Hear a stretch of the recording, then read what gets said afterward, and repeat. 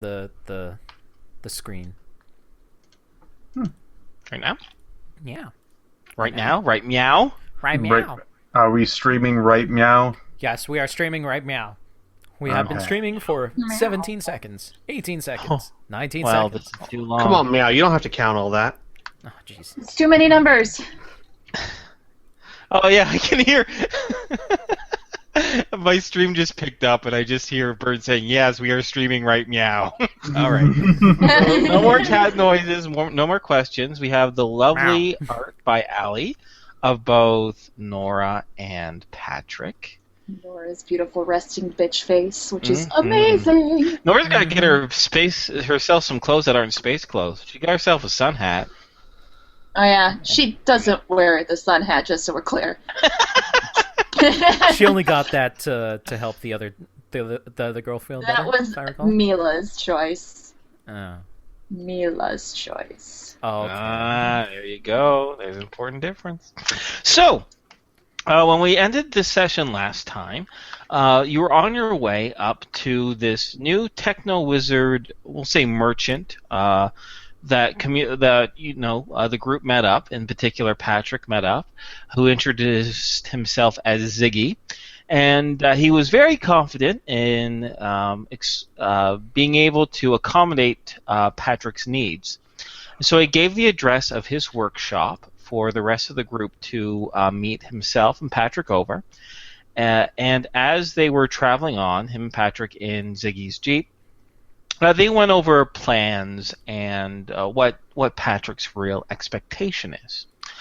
Unless you guys have any questions for me or anything like that, I was thinking of starting this session just outside Ziggy's workshop and kind of just enter into a bit of a role-playing scene there. Sure. Yeah! I'm all for it. Okay, yeah, I just figured I'd get the session going with some gusto.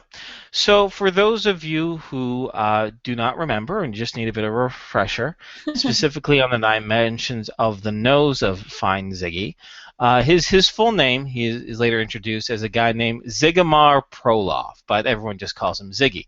And the tattoos just above his knuckles on his left hand do spell out the word Ziggy, from the thumb to the pinky. He is a narrow, tall man, pretty darn skinny, with very, very dark, messy black hair and a very prominent, sharp nose. He always seems to have some sort of grin on his face, whether it's a goofy grin or a friendly, charming grin, but he is extremely personable. His blue eyes are very much alight and mirthful. And he dresses in a pretty standard style for a denizen of a large city. The clothes aren't too fancy, aren't too poor. You could say probably about working class. Just a pair of slacks and a jacket over a salmon-colored t-shirt. He takes you to the north of Tolkien, and those of you who are following or rendezvousing in with this ley line ship realize it's probably about a 20-minute past any sort of traffic that you need to go to. Since this is just a bit of a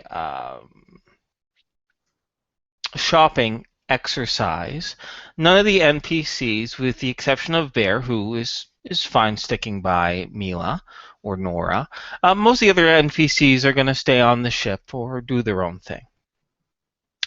But outside, you guys enter in Tolkien, what is clearly almost like a more industrial area. From time to time, there are still some small stone homes scattered throughout, but it is very much a working class area. Now, you've been in industrial areas before. The most recent one would be the one in Ishpeming, where plumes of smoke hit the sky and there's a huge amount of noise and racket of construction and industry. What's fascinating about Tolkien one of the fascinating things about Tolkien is that although many of the structures still are clearly identifiable as warehouses, as workshops, as business fronts, the amount of noise is significantly less, and only a few of the very, very larger factories actually emit anything into the air.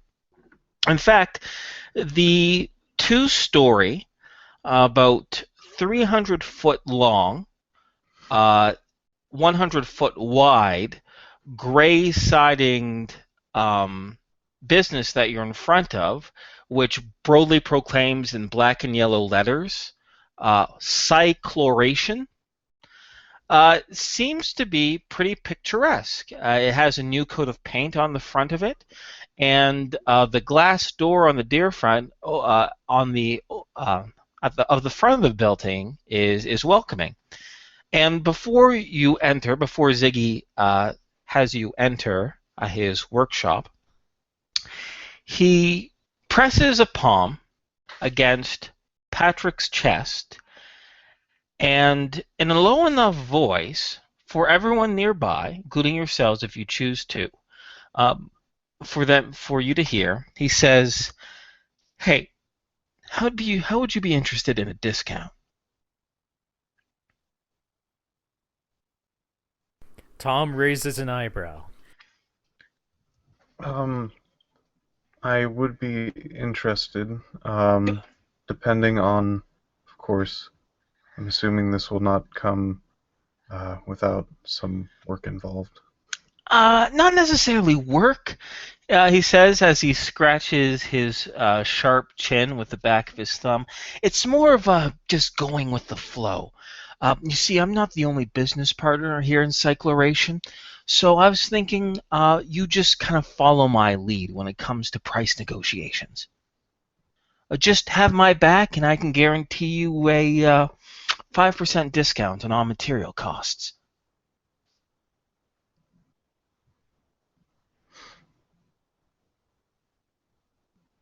So he says to follow his lead.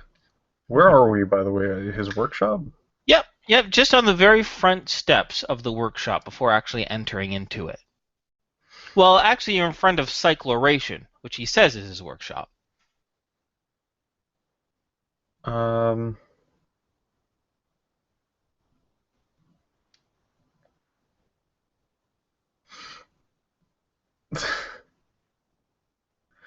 Patrick frowns for a bit, and then he says, "As much as I'd like the discount, I would like to know what we're getting into first.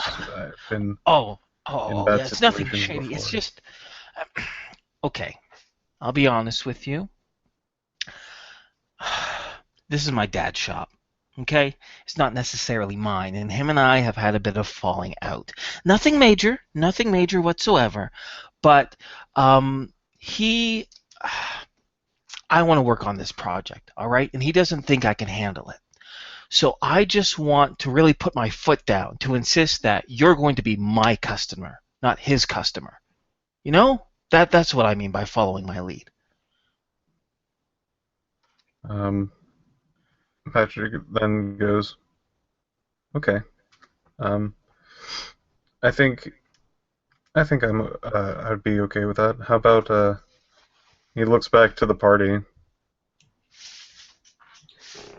Al says, "Sure. If it gets us a discount, I'm all for it. In fact, we wouldn't even really be lying. We are his customer." Yeah, exactly, Ziggy says, giving a big smile to the pointy-eared owl. Bingo, that's all. I just need someone to back up. My old man, he's really nice to customers, but he's not so nice to me. You know, family. Right? Lead the way. All right, yeah, come on in. And he brings you to the front glass door. He pulls it open, gestures for all of you to come in. Do you guys enter the building? Yes. Okay, sorry, I don't want to just narrate too Yes. much, I want to make sure. The building. It's a trap. You all fall in a fire pit and you die. The end of the campaign. No. Hold on. I knew it. How many times have I told you guys, don't go in? Hold on. Wait, hold on. I fall into the fire pit. I'm It's a completely special fire fine. pit that kills bursters. Bullshit. That's cold fire, sir. That's not real, actual Brody. fire. That's great. Excuse me, Vern. I believe this is Rifts, where anything's possible. Yeah, I just said there's cold fire, which is an actual spell by fire element. Okay, so now that I've derailed Micro-wing every fly, firewall. okay. Yeah. Now that I've completely derailed anything, let me actually explain what happens. Kind of paint the scene for you. You enter the workshop itself, and you're actually first greeted by, it's a relatively warm outside. We're not in the height of summer in northern Wisconsin here. But the inside is definitely cooler, and it smells even fresher as well. Almost the hint of some sort of flower nearby, although you don't see any sort of vegetation or foliage or flowers around. It is a very cleanly painted room, which is all very similar to a showroom of, say, a car dealership. But instead of cars, you see what is clearly techno-wizard vehicles. One of them looks like a small, like a mini Jeep that can only fit about 2 people, that appears not to have any sort of wheels, but there's a sign above it that says hover chair for 2. TK flyers and other sorts of items. The walls are painted a crisp white with a small yellow and black band along the top. And the front counter is manned by 3 individuals. It's a bright baby blue counter that goes up to your waist, and it's off against the far wall. And for a moment, you guys think you almost see double, because 2 of the women there, who look to be in their early 20s or so, both very, very long brunette hair with these bright emerald green eyes, pretty, good looking as far as an aesthetic goes. Thinly built, not necessarily petite, tall human women. They are clearly twins because they are identical to one another. The third individual is a man who looks to be either in his late 40s or early 50s. He has the type of build of a man, of a working man. An individual who did hard labor most of his life, but what happens to most men who get into middle age is that, some fat gets around the muscle, you get a little bit heftier, your age catches up to you. He has, for lack of a better word, some male pattern baldness. In fact, most of his dark brunette hair is around the edges of his head. And he takes one look to you guys who enter, and he gives a smile, and the twins give a little bit of greeting. And as the twins are greeting you to cycloration, the older man sees Ziggy follow behind you, and he rudely interrupts the 2 women as he says, "Zig, what the hell are you doing here?" Ziggy gives a sheepish smile. He says, "I'm here bringing you business, Pop. What's the big idea?" Shall I continue? Oh, yes. Okay. Oh yeah, I want to see how I'm this not plays saying out. anything. Yeah. All right. Family It's business. just, there's going to be a small bit of dialogue. I do like not to have too much conversation between NPCs, but this is kind of relevant. And the father, who Ziggy, the person that Ziggy calls father, says, "Zig, if this is another one of your schemes, I don't want to hear it. The very fact that you're not in cuffs right now should be great. Should give you enough gratuity. I can't believe you're stepping in here, Zig. What the hell's the matter with you?" The guy, Ziggy, scratches the back of his head and he says, "Well, listen, Dad. I just managed to pick up this really humdinger of a customer who wants a custom vehicle. If you don't want it, then I guess we'll just have to take your business elsewhere." "Business elsewhere? You got some gall on you, Zig. You steal from me for years, and you're talking about talking about poaching my business? If these people want good work, they can talk to me directly. Ziggy kind of gives a bit of a nervous look, and he says, no, I already made a deal with them. We'll walk. In which the father looks to you, gives a calm smile, and he says, listen, I don't know what my son told you, but if you're legitimate, if you do want work, you come to the right place. But let's just say that Ziggy has some serious problems, and it's best if you just deal with me directly.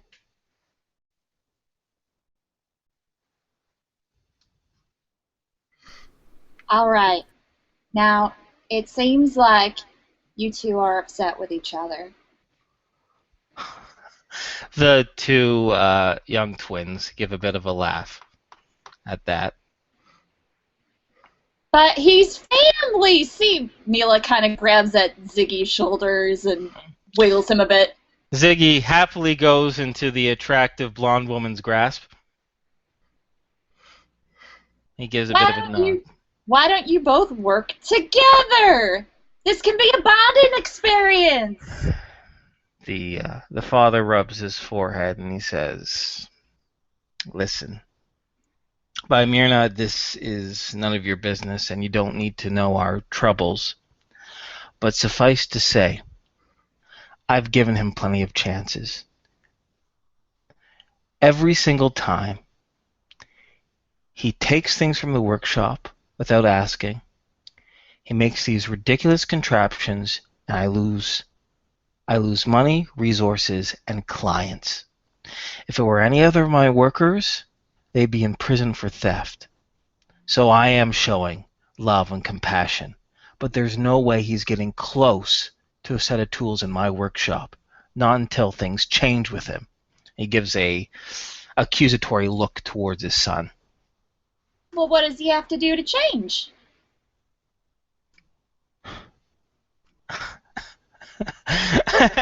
The father gives a blink and he says,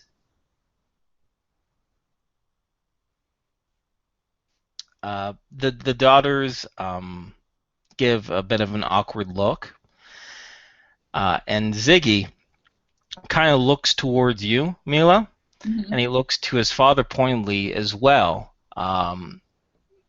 eager for an answer.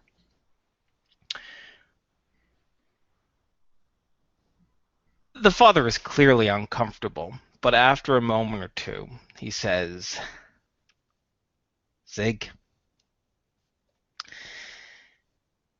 if you were addicted to morphine or some of the street crap, I would get it. I'd be able to get you help. I'd understand it. But you're addicted to yourself. You don't listen to any advice. You take what you want, you rationalize it as experimentation, you rationalize it as that I'd understand. But you cost me. Do you realize you took a zirconian gem?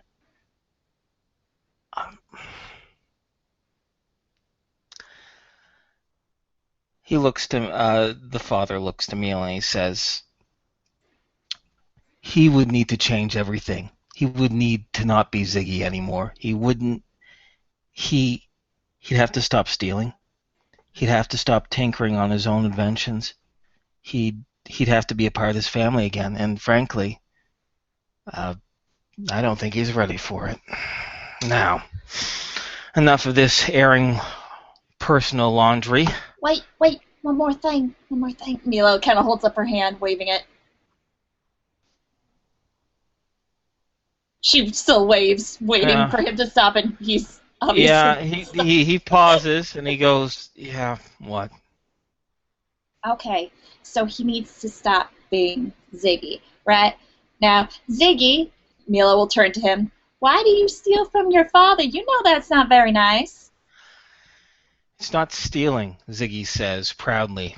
It's just procuring an investment. This is all pay off in the future, you know.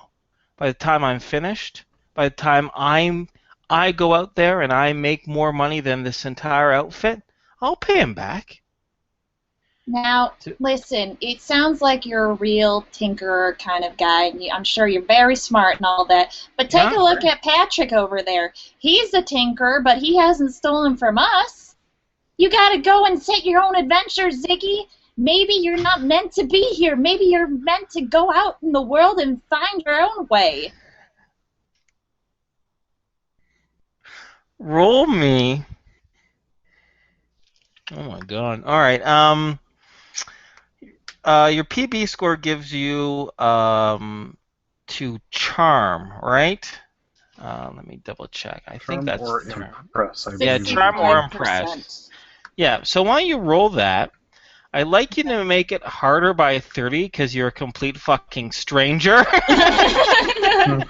Oh. How much you succeed or fail by? Yeah, I do pretty bad. All right. Ziggy says, go out on my own. He says, I've been in Tolkien. Tolkien's the best place for our business. No. I'll work on my own. It'll be fine. Ziggy, you just said it's the best place for our business. Mila points to his father. He's not a part of your business. He doesn't want to be.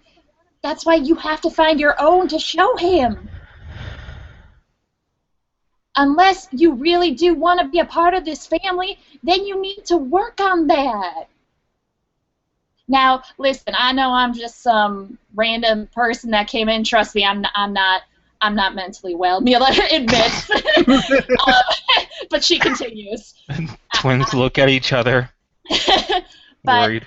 I know what it's like not to have a family. It's horrible. It's the worst feeling ever, and I wouldn't want that even if I am a complete stranger. And I gotta imagine that for Daddy, it's not so fun for you either to see your son like this. The father purses his lips and crosses his arms, and he says, I've tried everything. Tough love. But tell you what, Zig, I'll do you this one favor. I'll treat you like Gus or like Philippa. If they refer to client, I'll give you 10% for a finder's fee for bringing in a customer. But that's it. You don't work on it. Not for a long time. And instead of me taking that money, putting it towards everything that you stole, you use that for yourself. You live responsible, and then we'll see. But Ziggy looks towards the whispering Mila, and he says, nah, forget it. Come on, guys. I'll take you someplace else. Mila will grab his ear. Ziggy, your father is trying to help you. Show a little bit of some respect. I know that wasn't a proper sentence, but show some respect. Now, if you're going to decline his offer, you do it like a gentleman, Ziggy. So, after a moment of shock that have graced the entire Proloff family, both the twins and Patrick, the entire Proloff family and Patrick, after that look of shock, the twins burst out in laughter.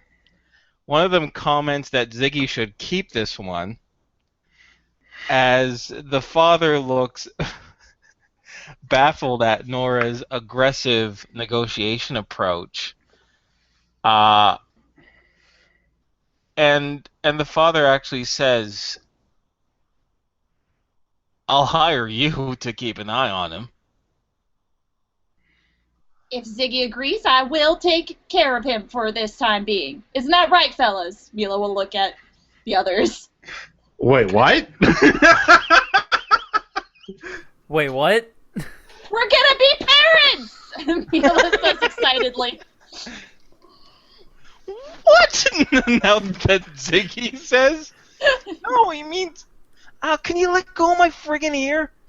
Can you ask me nicely, Ziggy, please? I'm a lady. Hold on. You're saying that Ziggy's coming with us? Well, we're just gonna help him for a little bit, just to get Ziggy on the right path in life. Or we give him some good ideas. Listen, Ziggy seems like a nice young man. He seems intelligent. Why don't we help him? We helped all those people. Oh my god, Mila.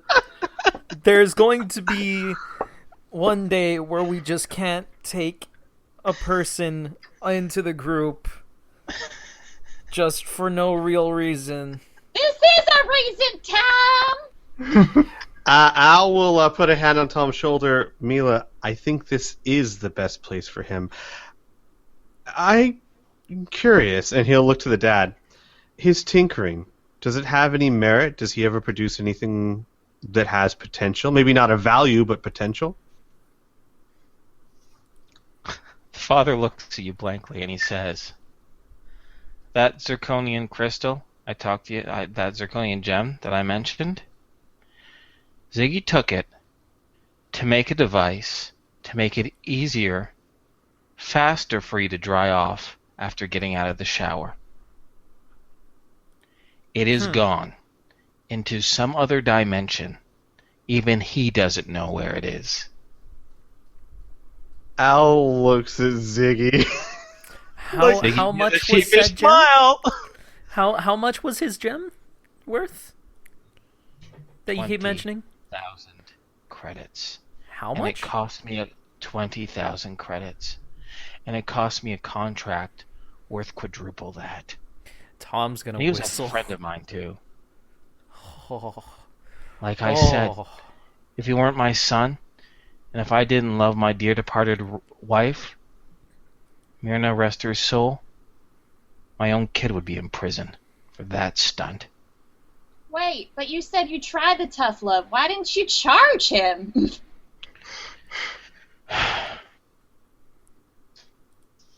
Because the father says Ziggy has a problem. And you don't treat a problem by putting him away and locking away with the key. But he's got to want to change. And he doesn't want to. He doesn't think he can do anything wrong. You heard him. He justifies it. Mila turns to Ziggy. Don't listen to him, Ziggy says. Mila will grab his ear. My ear. Oh, I'm still holding it. Mila will tighten the grasp on the ear. Ziggy! Jesus, I thought you were customers. Now you're going to bully me into this? God, I would have invited you here. I'm not bullying you, Ziggy. Mila will kind of tenderly let go of his ear. I'm just trying to help you because I worry about you. What was your name again? I know I just said it, but I totally forgot. Ziggy. Ziggy, thank you, Tom.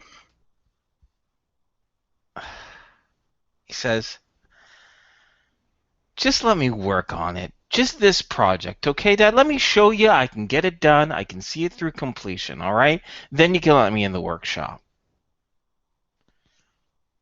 Father purses his lips. He says, I don't know. If another thing goes missing and I lose these guys along with the materials, we'll pay for it. We will watch him. Al even says, you know what?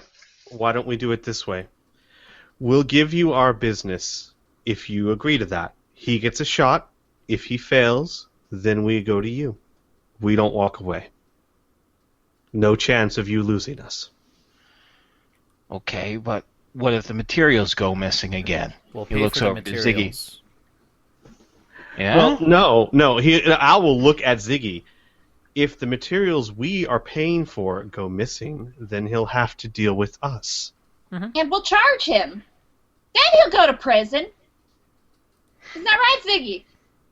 I'm not going to steal anything, he says, not very convincingly. Right. You're not going to steal anything. That's a good boy, Ziggy. I'm trying this new approach. I'm nice to him. Maybe he'll do it. I can hear you know, Ziggy says. Mila turned shocked.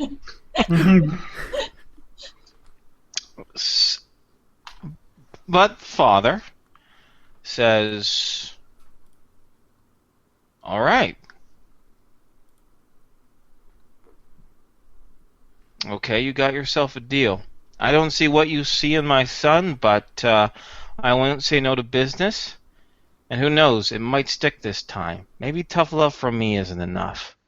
Maybe he needs a few other people to give him a kick in the butt. He brings a big, beefy hand over to you. The name's Myron. That's Tarina. He points over to the twin on the left, and that's Serena. We're the Prolofs. We'll set you going. And if it's okay by you guys, I can say narratively, like Patrick would kind of give the lowdown on what he wants, and the father can give an estimate as far as price and time. But that might be moving things too far ahead. I just want to know what Patrick wants to make. Okay. I don't remember. Well, why don't you describe it, Patrick? Since this is your idea. Patrick goes, okay, and he then pulls up his personal computer, and he then scrolls through it to his file, and he'll open it, and it'll look similar to kind of it's very similar to an egg that has looks like it may have some hinges on the side, as well as it's a little hard to see at particular angles, but it looks like it may have some interior designs, or you don't quite know what that black spot is, but he'll explain. This will be a glass enclosure. This, and he'll point at the he has like a diagram of like the angles and things like that. It's rounded here and here for pushing wind aside, as well as a rounded shape for more of a solid non-weakness to its shape, very similar to planes and similar structures. There would be these hinges in the back to open and close this, and this will be a sort of personal capsule that will allow me and maybe one other person to move around in it. Generally safe from most things, as well as the techno-wizard, as we hashed out earlier. There would be a device that would be put onto the inside of it after a spell has been casted on it to make it fly, to enable it to go invisible, so it's kind of unseeable at certain times. So the cost, so it's pretty much a glass egg that spells can be cast upon it. It'll have two major spells attached to it, which is invisibility and protective energy field, which can be activated by a detachable control, almost similar to like a remote control for like a radio car or like an airplane. That can be connected to this big glass egg. After seeing the initial designs and listening to his son yammer on a little bit, it's clear that the substance that should be used, which will be able to create, because standard glass could work, but it would be extremely brittle. Its hardness is so high, it'd be hard to move around in, right? Even if the glass is very, very thick. The father, Myron, has a line on a substance called Corollian sand. If you make glass out of that, it is, for lack of a better word, much more resistant to wear and tear. Translation, it can actually give the egg 20 MDC by itself. The cost of this in both supply and labor after Ziggy's 5% discount is 1.6 million credits. It will take 2 weeks to manufacture. Hot damn. And you also agree that Ziggy will be the lead mechanic on the manufacture of this, and if any Corollian sand goes missing, if any other components goes missing, if there's any sort of inventory problem with your order, you will be notified, and you may take appropriate steps as long as you promise not to physically harm his son. Mm-hmm. He will not tolerate that, that's for sure. But if that is all agreed upon, we can move on. Sounds good to me. Yeah, sounds fine to me. That's super neat. Mm-hmm. Al would want to spend some time talking to the dad, like maybe after the son's gone off to start working. Sure. How about you, Piffy? Does everything sound good on your end? Mm-hmm. For there you? was one thing that I wanted to make sure. Sure. That was noted. So I don't think this thing can be air sealed. I think we were discussing that before, mainly because, of course, people need to breathe and Get in and out. Yeah. Mm-hmm. So I'm assuming there's going to be probably small, maybe angled holes for air to get in and out. Yes. Oh, perfect. Yeah, that structural thing. Yeah, definitely, most definitely. If you want to change and add another spell, there'll be additional cost, but if you want something like breathe without air, so this thing can go, say, underwater without you having to worry about leaks and, dying, feel free. And it will increase the breathe without air isn't too bad. It'll increase the cost by about 200,000 after your discount. So 1.8 mil. 1.8. Mm-hmm. I think that would be like that. That's something that's nice. What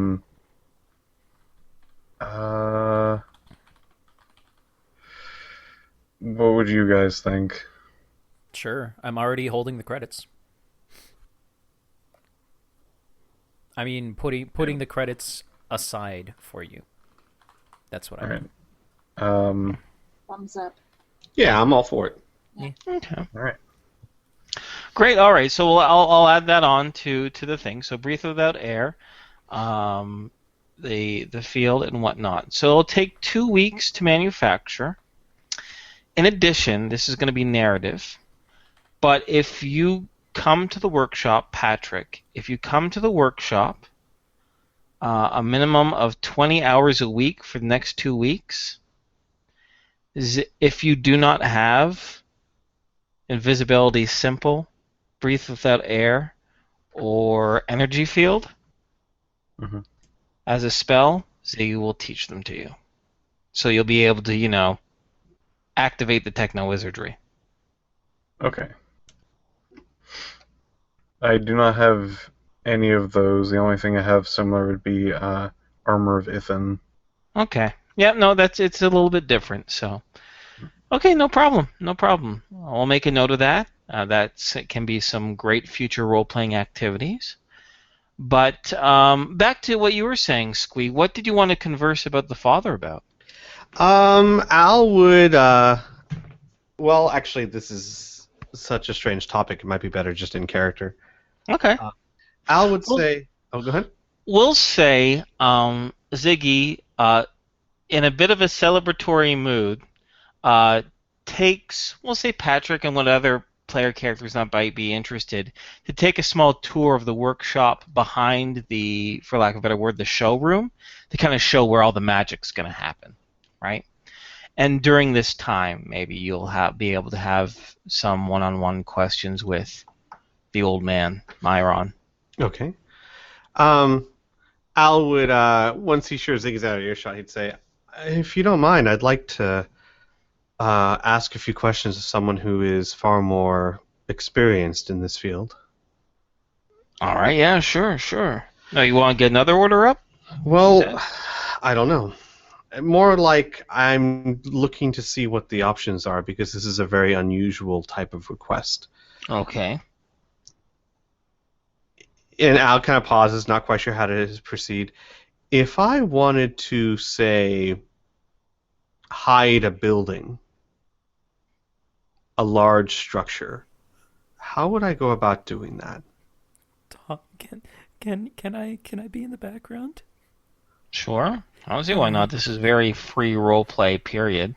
Tom is just going to be in the background trying not to laugh, but doing a very bad job at it. The father kind of scrunches his eyes a little bit. He looks over to Al and he says, "How big of a building?" Well,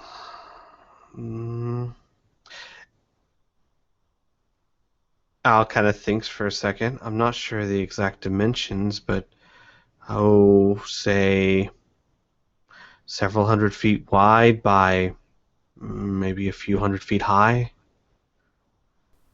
Father shakes his head and he says, "The power source for something like that would be immense. It would need to be on a ley line, if it's even possible." I see. No way to hook it into a nuclear reactor or anything like that? I see this isn't your forte. No. No. The type of magic that we deal with, people like to throw the term techno-wizard around like we're some sort of gearheads, but it's more magic than technology. We have our own power supplies, which runs on mystical energy, those ley lines, and the energy pulled from it, pulled from people. You don't stick a person in a nuclear generator. We don't use that type of power. I guess that makes sense. I understand. Well, maybe if you think of something. See, the idea is that we're not from Tolkien, obviously. Yeah. He says as he looks over your clothes, that's pretty clear as day. Well, we live a little closer to the Coalition territory, and being able to have a safe haven, a place that people could go that's not easy to find, would have to be large, and we would have to find a way to more or less hide it in plain sight. Well, I got some good advice for you then. Move. Close to the Coalition, you get the hell out. There's been a lot of talk in this town. Very recently, a lot of people are getting drummed up, worried about the Coalition, seeing visions, seeing problems, seeing movements. The Coalition wants to kill us all. You understand? So, whatever your little house is, whatever your little fortification is, you move it. You move it far, far away from that border. That is obviously the best solution. Unfortunately, there are a lot of people that aren't capable of that. Well, then, you better start praying and hope that the Coalition doesn't attack your little town. Because the amount of energy that's necessary to cast any sort of illusionary magic on there, to power any sort of device, to masquerade or to hide or to deceive, would be immense. Absolutely immense. And the gems, you need to get a lot of them, and high quality ones too. I see. Well, okay then. Then think of it as a thought experiment. Maybe hiding it's not the right way to go about it. Maybe there's another method. Maybe there's something that, since I know nothing about this field, I can't even begin to imagine. The father scratches his head and he says, of all the trials that you might have, what do you mean you can't move the people? Are they sick? Can't you get vehicles to move them out? Are they somehow stubborn that they refuse to move? What is going on here? Al nods at the first stop and he goes, I'm a doctor, and we have from time to time many patients that are not stable enough to move. The problem is not just that we couldn't patch them up and travel them off in a few weeks, but there are chronic conditions that without constant and proper care, they will not survive. Then you're best talking to a doctor in order to get them to safety. Because unless you have access to... He says, I'm honestly at a bit of a loss. I make vehicles here, really. Mostly some power sources. What you're asking for is something that just requires an immense amount of, well, two things that everyone here in Tolkien strives for: power and knowledge. Al nods and he says, well, I appreciate the information nonetheless. I didn't expect this to be an easy answer, if there even is one. Exactly. I can imagine a lot of places, a lot of homes here that would love to turn invisible at will. Al nods. Yeah, well, fool's errands are sometimes worth fighting for, but I do recognize that they can be a fool's errand. Yeah, he's been spending way too much time with my son, says the father. Al shakes his head. No, I know when to cut my losses, and I don't try to steal from people. Okay. Al says, shifty-eyed. Is stealing a person count as stealing something? Look, Right. I think that's kidnapping, different phrase. Uh-huh. I mean, Yeah, good tomato, point. tomato. Yeah. Don't read too much Tomato, into it. tomato. Yeah, All right. I was gonna say, is that good for you, Squee? Okay. So we can wrap things up here at Cycloration and the Prolofts with that. And so that kind of finished off what you guys really wanted to get done, your objectives for the afternoon here in Tolkien on your first day here. Is there anything you guys would like to do next? I can give you a few refreshers. I know you guys are probably not in the mood anymore, but you have tickets over at the Wild Heart for that show that you asked Proposition Cal for. I recall that if your group, or at the very least Al and Mila, or even just Al, it's up to you guys, shows up at that Medex Alchemy place, the proprietor there can set up a meeting with a medical supplier. What else is... you guys have the address of a safe house, if you wish to utilize it. You guys have the address of a storage locker outside of or kind of a cache outside of the town where your goods from Ishpeming will be shipped to in about 3 days. Am I missing any kind of details about stuff that you need to keep track of here in Tolkien? I need to take August out for lunch. Yeah, that's true. And go surveillance shopping. Mm-hmm. Is it only 3 days? I thought it was more like 4 or 5. Yeah, well, give me a moment. I wrote down a lot of stuff. I don't know if I wrote down the amount of time, which means boo Inferno. 5 days. It is 5 days. It is 5 days. External site, 20 miles west, dig 5 feet in 5 days. Yep. Yep. 5 days. My bad, not 3.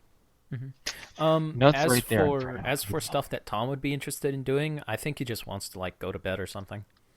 Whether that's on the yacht or actually, if we use the safe house, whatever. Okay. So I guess we're really in. I'm going to be throwing stuff at you guys, from time to time, right? But this is very like New Laszlo-esque in the sense that you guys are free to do whatever you like, and we can go through as many days as you need to. So if I'll go step by step. Is there anything you guys are really hankering to do in the evening time?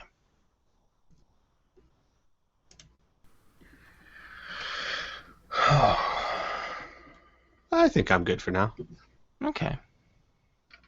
I'm good. All right. I can't think of anything. All right. Not a problem. Give me a moment. Wait, can we have like a family meeting? Like, can we all hang out and have a fun time? Sure. I know we played a game last time. If you want. Let's have a sing-along! Tom plays the violin guitar. Play it, Tom. Play it! My guitar is busted. Violently looks at Al. Al goes, what? I didn't bust it. Okay, I'll just sing then. You guys sing along. Mila starts singing. Okay. That was fun, wasn't it? Yeah, really that was fun. fantastic. Alicia mutters along. Bear looks worried over at August. Okay. But you guys do want to have a bit of a meeting to talk over anything. Because I'm I definitely have something cooking, so to speak, going on. It's not just going to be like, oh, okay, Inferno, just think first and then use your words. Okay. Wait, I'm not Inferno. Oh my god, my conscience sounds a lot like Criana. I'm in Hello. serious trouble. I want food. How about this? I'll do it the old thing. The next scene I have in mind is in the middle of the next day. Would you guys like to move on to that and throw things in my control? I just remembered that my character would definitely do something. Oh, great! Inferno says a little too eagerly. He needs to get writing on that. Oh, yeah. Oh, yeah, he needs to start writing about that. Okay, good. Good. All right. Awesome. All right. You know what? I'm gonna throw things narratively because there's a lot of stuff, especially in the environs of Tolkien, that I think might really stir some imagination and interaction and adventure and all that good stuff. So. I just want to ask the group really quickly: do we want to use the safe house or not? Yes or no? Al, unless absolutely needed, wants nothing to do with anything involving the black market in this town. Mila? Yeah, I'm good. What does that mean? Yeah, I'm good, as in you don't care, or? Yeah, I'm good.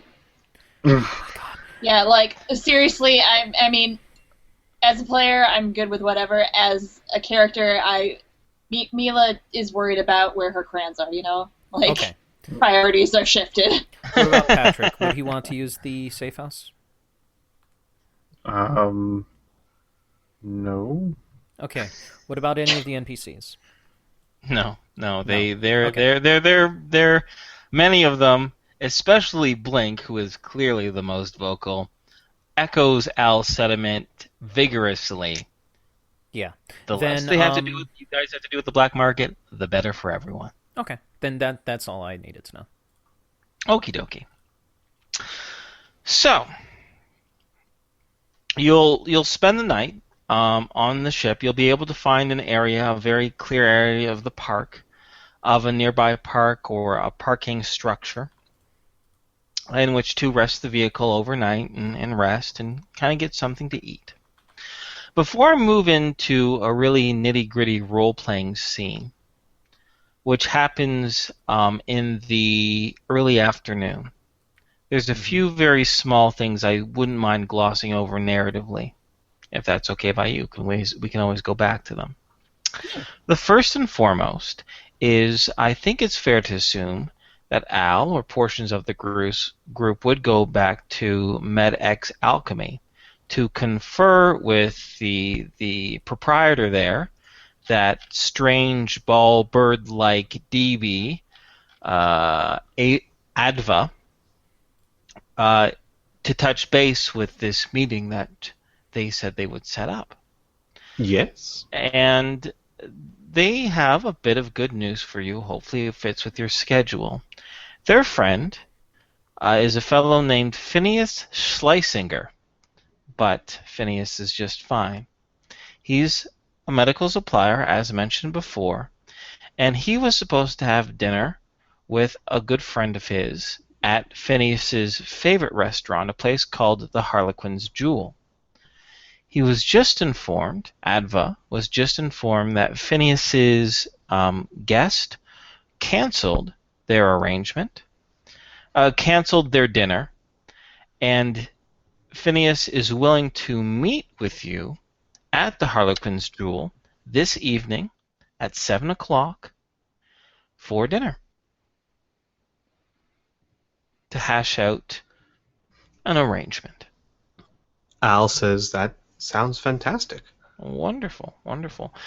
Adva also explains he wasn't too sure how many yourself or your group are represented, so a table for 12 had been reserved.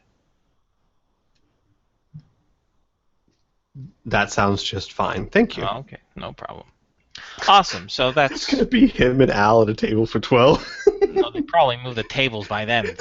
No, we reserved this. Oh my Pretty god. intense.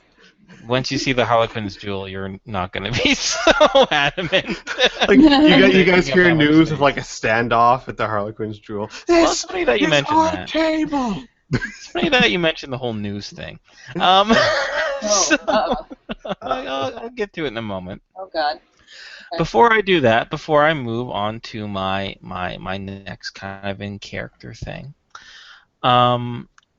Patrick, how long do you think you would write this report for that doctor, that woman, Miss Melody Jacquet, that exploratory biologist at Riverbend Hospital? How long do you think that would take? Mm-hmm. How long do I think it would take? I'm not quite sure if I can give you an estimated time on like how fast Patrick would write, but I can tell you how much free time that he would be using. Okay, all right, that works. Definitely during the nights and mornings he'd be working on it. Seeing that a lot of actions seem to happen during the middle of the day, especially since he's also been requested to kind of observe the shop of the man who's been working on his idea, vehicle idea. So a good chunk of he would do pretty much nothing else during those times. I mean, besides eat and sleep. Okay. So, my last question then is how detailed, from not very to extremely detailed, would Patrick put in regards to his findings on the mushrooms and where they came from? And the Max Perrys.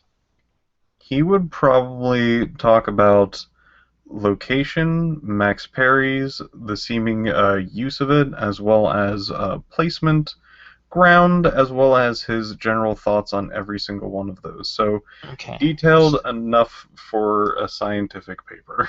Okay. There we go. Then let's do a weird ass skill check and have you roll me both biology and do you have the writing skill, Patrick? I do. And that. Oh boy. Yeah, no, definitely use the writing skill. Okay. Biology first. Yeah, biology for the science portion of it. The writing for the, writing portion of it. Okay, 14, good. Now for writing. Okay. Okay, so that is both kind of quality and speed. All right, we're going to say. So we're going to say on and off between your adventures and what you do with your free time. It'll probably take you a good full day. So all of this next day coming up for you to have a report that you're really satisfied with for this melody biologist. Sound good? Yes. I was also made aware, and hesitantly, but still would do it, that he should probably, like, wave this past some other people. I think even in the last session, before I even rolled any of this, was just like, okay. Maybe we should relook. Translate it from Patrick speak? Okay, Yeah. good. All right. Who do you want to wave it? Well, we'll deal with this right now. Why not, right? Because we're in a very narrative space. Who would you wave it past? He was mentioned Al, and though he would be he would try to catch Al. Okay. Is he Al saw him walking. catchable? Yeah, sure. Al's catchable. The dinner's not till that evening. Great. I'm going to put you in my Pokeball and have you fight for me. Just like children should. Yep. All right. Anyway. Do you have the writing skill, Squee? No. Roll me D100. Alrighty then.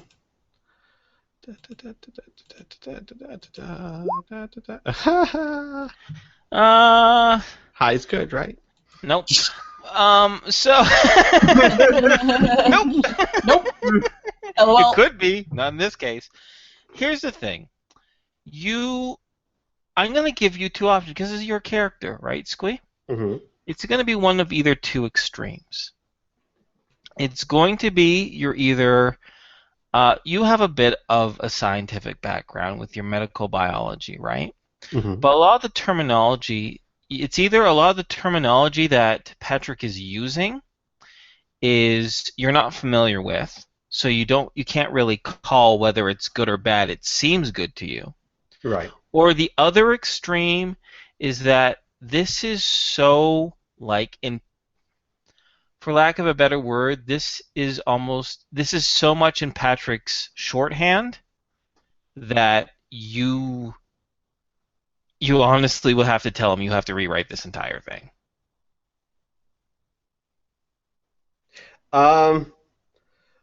Well, that doesn't really seem like a choice for Al. Either it's in his shorthand or not. Like that's like he understands it or he doesn't. Okay, give me a moment. Let me think of this a better way of coming up with what's going on. You know what? This is fucking stupid. I can't we're playing a role-playing game about how good a fucking writing paper is. This is so fucking boring. I could just shrug and say, Patrick, I'm sorry. I have no idea if this is good. I mean, I understand some of what's being talked about here, but I've never read a scientific paper, so I'm not sure. I was trying to give you options. I know. I'm sorry. Sometimes it doesn't work. Whatever. I'm not perfect.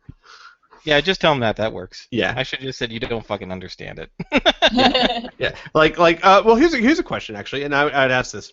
So, since Al's literate, I mean, do the sentences make right structure? I'm just not sure I understand. Like, is it like a layman trying to read a very highly scientific paper where they're like, well, the grammar's right, but holy crap, I don't know what this says, or something like that?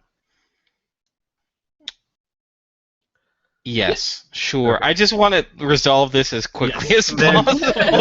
No, Inferno, this is important. Then Al will tell him, I think it's written right, but to be honest, you're delving into fields that I'm just not experienced enough to understand. There we go. Maybe August would know. He's learned. Okay. Al nods and then puts a hand on Patrick's shoulder and says, you might want to get a drink. It might take a while. For August? For Ironically, August, who's in the middle of something right now, we're going to say research. Oh my god, I am so shitty today. I'm so sorry, guys. I'm so shitty. You're But fine. What August does is he takes a glance over it and he goes, "Yeah, that makes sense," and he hands it over to Patrick. Poor Patrick. Like he glances over for about 5 minutes. He goes, "Yeah, that's fine." Can Mila read it? Can Mila try reading it? Oh my god. Yeah. I'm literate. I don't have any writing, Roll but it. Roll a D100. If you get a 1, I'm going to shit myself. Okay. The only way I can justify it is that Mila just likes to watch Patrick do his thing. Now you have. Oh, that's still pretty low. You know what? We can turn this into a role-playing opportunity. Okay. I've noticed throughout the campaign, whether it's up in space or down on Earth, Mila does like to watch Patrick do his own thing. Mm-hmm. And I like to think that Mila has maybe picked up on a lot of little idiosyncrasies. Okay. And so because of that really good role, I'm going to say Mila, however you want to play it, right? However you want to explain it, can help with a little bit of translation.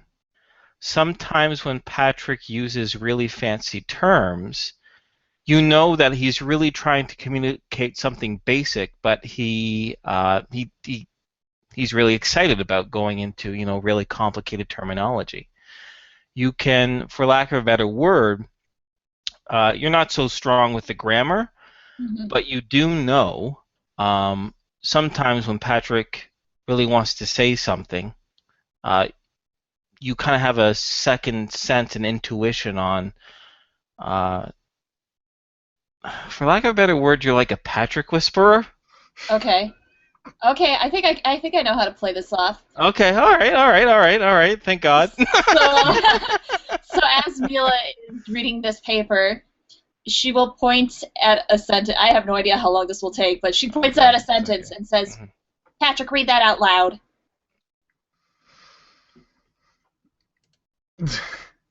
And he will most likely start off on something about like the different complex names of the intricacies of what a fungus would possibly have, like the different stems. Oh my god. Give me a moment. Whatever. You know what? I'm now embracing this fucking Let's role. do it. This is great. I love this. I don't know about you guys, but this is great. Okay. Sure. Well, trust me, I'll make up for it soon. Okay. All right. So it'll be like this. May I offer this suggestion? Of course. This fungi, similar to many others, has various heterotrophs, digestive enzymes, and molecular phylogetics, which are all real things, by the way, which I'm looking on the Wikipedia page.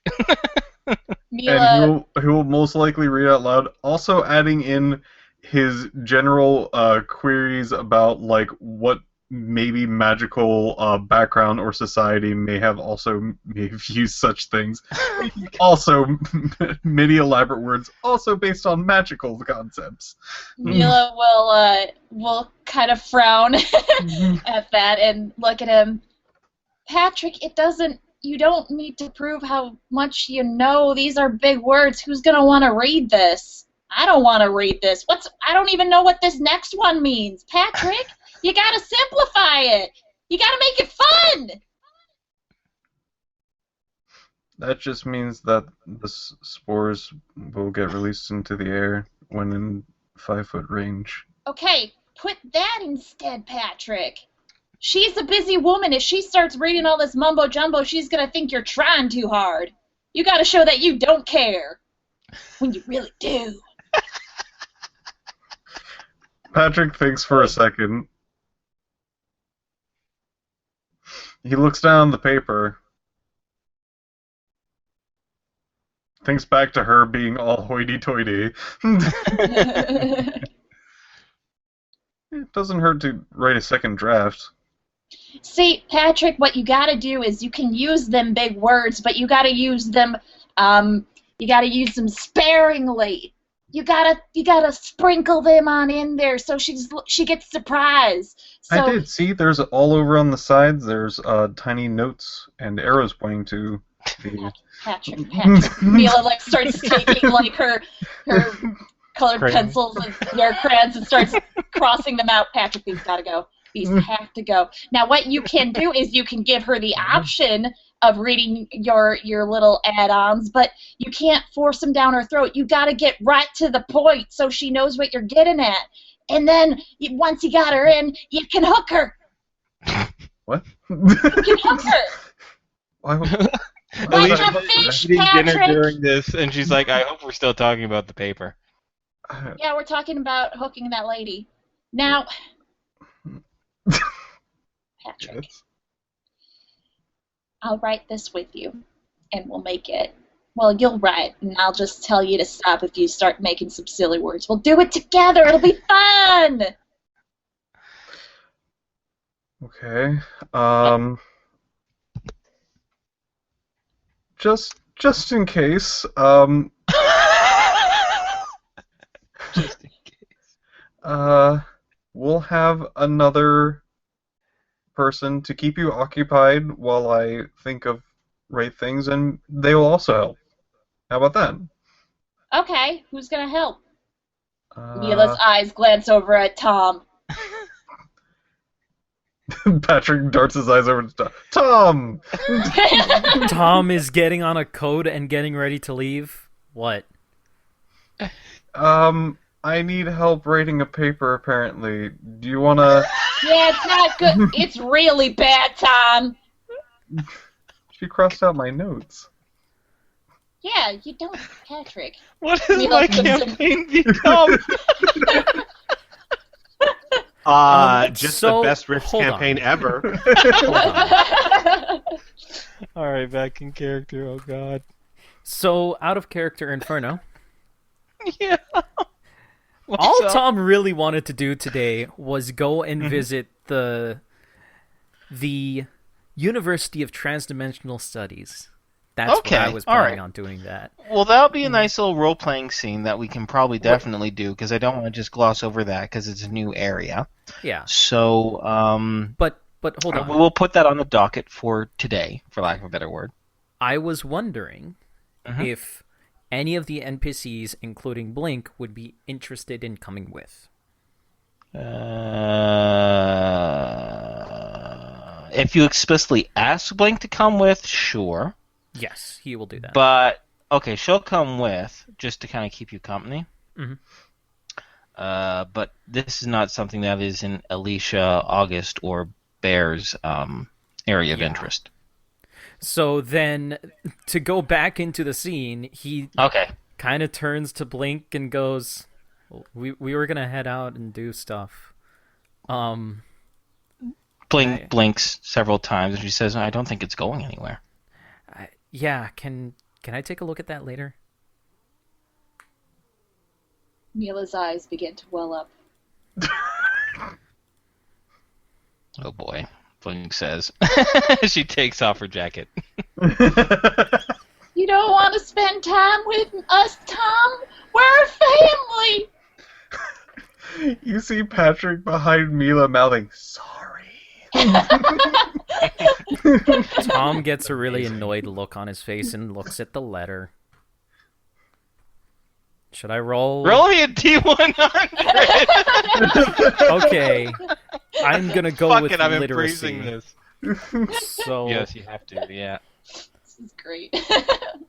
there it is. This is insane. I succeed by about 22. Okay. Yeah, it's pretty clunky. We could definitely use another rewrite. Yeah, it They definitely need could your use help, another Tom. rewrite. They need your help, Tom. No, they could use your help. You could be useful. Or you but could yeah. pawn it off on someone else, like Patrick did. There's options. Yeah, don't feel like you're pigeonholed here. Yeah. Pigeon. Nope, I'll help. I'll go check out the university that I really want to check out tomorrow. Yay! But tomorrow, I am doing that and nothing else. Okay, we'll have the paper done by then, right, Patrick? Oh yeah, we got most of the ideas down. That's half of it. Well, a lot of this... Okay, hang on. Let me read this over and cross out that. And cross that. You need those, though. Yeah, you need those. Mila, stop. Oh, okay. All right, so Patrick, I want you to roll me another writing check. I want you to now make it easier by 20. I would say 25, but Mila keeps crossing out stuff. Yeah. You're welcome. There we Succeed go. by 13. And in the end, oh my god, it's like the end of a After parable. years. And What in the happened end, you because- create a paper that all three of you are happy with. Yay! We spent 20 minutes on That's not my fault, okay? That's not mine. This is all Criana's fault. I don't know about So you guys, good. but I spent 20 minutes being thoroughly entertained. Oh. That was so good. All right. Thank you, Squee. You know what? You put it in a matter of perspective. Thank you, Squee. Hmm. So, with the I want to say Herculean. There we go. I said it. Yeah. With the Herculean effort of putting up this paper, we'll put an end in that as an activity done for our second day in Tolkien. Okay. Now, let me give you just another bit of a background information, some environmental information as well.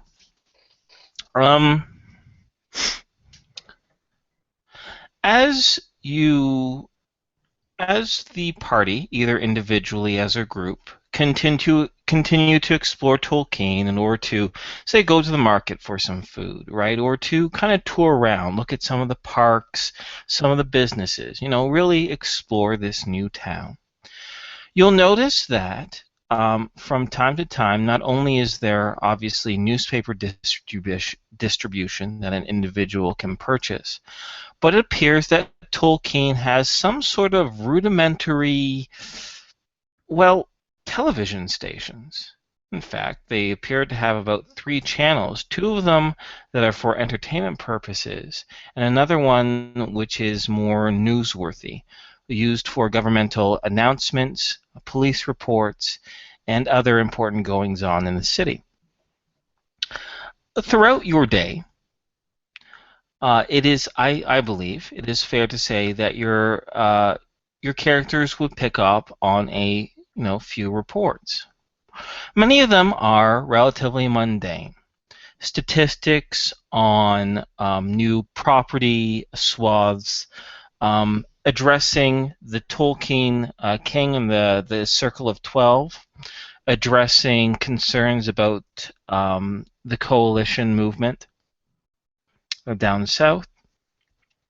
But as far as local news goes, there are 2 reports that bear quite a bit of applicableness to you. The first is the news of a fire on the West End, in the industrial area of a furniture company going up in blazes late last night. The next is the report of a young man who, in the southwestern quadrant of the city, in a residential area known as Pike Bend, was accosted and mugged and attacked. And there is currently, there is a missing persons report. And a sketch shown up on the screens of the businesses nearby that you visit show a strawberry-haired young woman, which eerily matches the description of the unconscious woman that was brought in yesterday when you had your meeting with the black market, with Proposition Cal.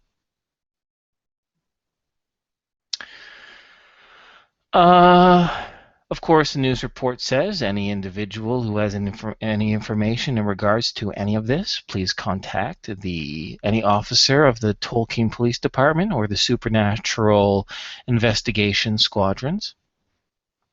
And it moves on with current business. am I good to continue on? Or is there anything you guys want to address in or out of character? No, I'm good. Okay, great. Yeah. Then let me see if I can't paint the scene here then. Let's start off with a fun little roll. I'd like each of you to roll me D100, please. Now, high or low might not mean as much. You know what I mean? Okay. 62, 96, okay. And let me just scroll up.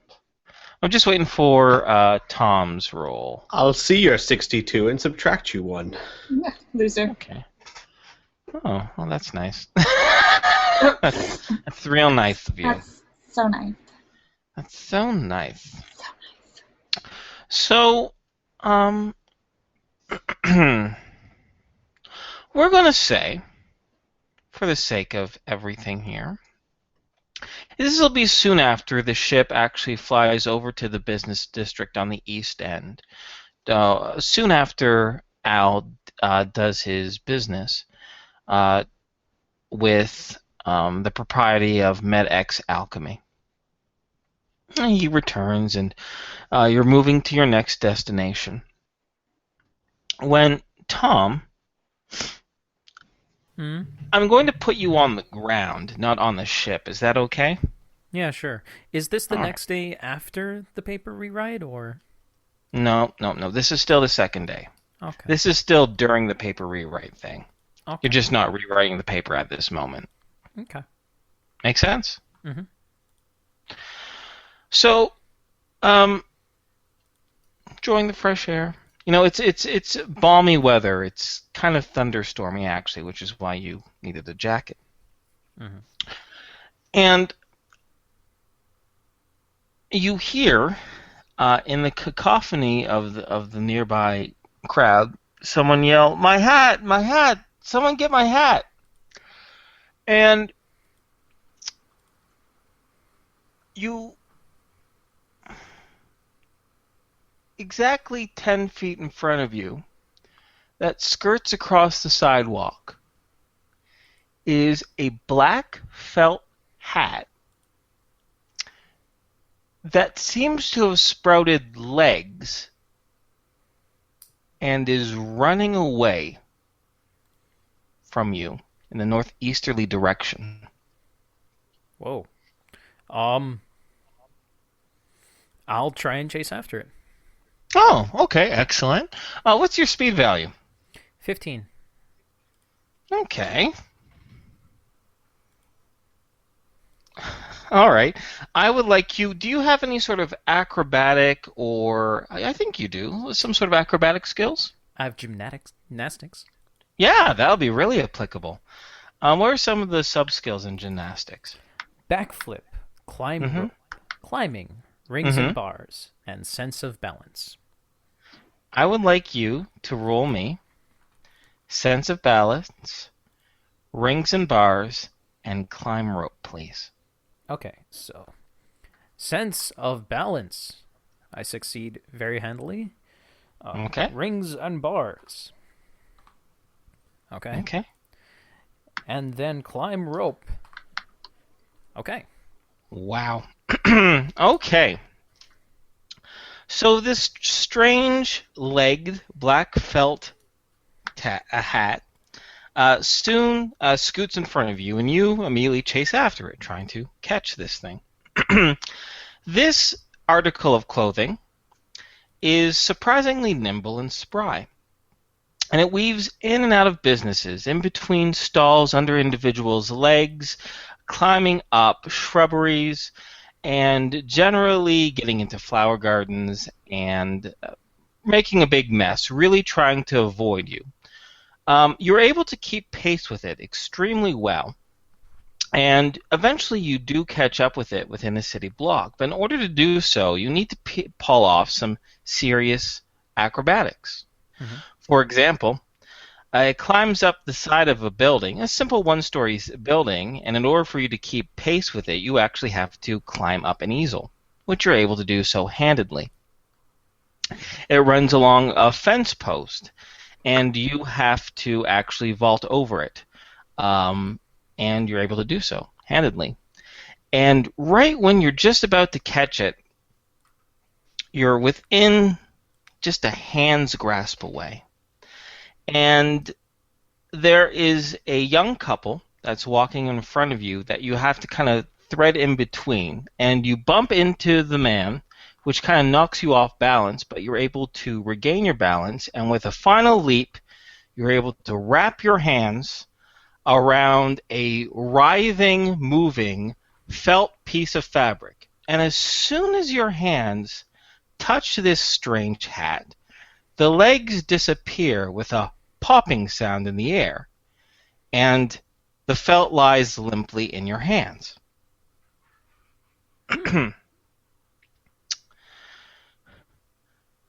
Far behind you, that same voice that has called out for my hat, within a few minutes, runs into the street and looks around. This is clearly a DB individual with skin so bright lime green, it kind of looks like they just came straight from the 80s, right? They are short and squat, only about 3 feet tall, and their head and forearms are very bug-like, resembling almost a praying mantis. But with they have very large almond-colored eyes. They aren't compound eyes. They're full-on eyes with irises. And looks over, scanning around, sees you, sees what's in your hand. And this individual gives a big cry, goes, you found it, thank you, young man, thank you, as they hobble on it. That's been a big problem ever since I purchased the darn thing. Here, let me pay you some money for catching it, man. That cost me so much. Here, name your price. Oh, don't worry about it. It's fine. Don't worry about it. Are you sure? I mean, well, thank you, and reaches out its hands for the hat. Tom hands over the hat. Okay. He puts it on, covering the top of its scalp quite happily, and says,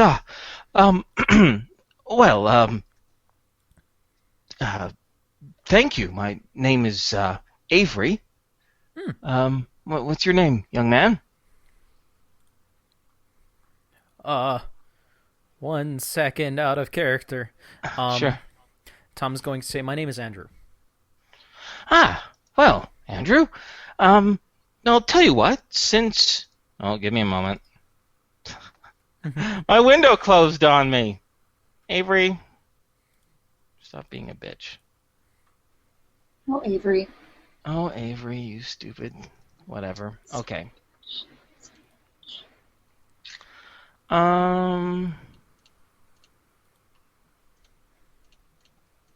There it is.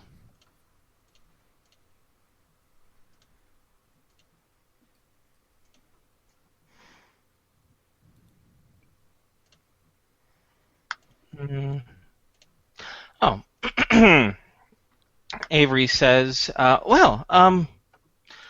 since you won't accept any sort of monetary payment for helping me with my article of clothing, perhaps I can offer you a small gift, a small reward. I am a member of the Silver Lake Society for Elementalism, you see, and we have a very large, sprawling campus which is exclusive to members. If you'd like, I could give you a temporary pass for yourself and a few guests to come peruse our grounds as you wish. It's a once-in-a-lifetime opportunity, nothing too valuable, of course, but maybe something that would pique your interest. Hey, is that the place that has that fishing hole? Yes.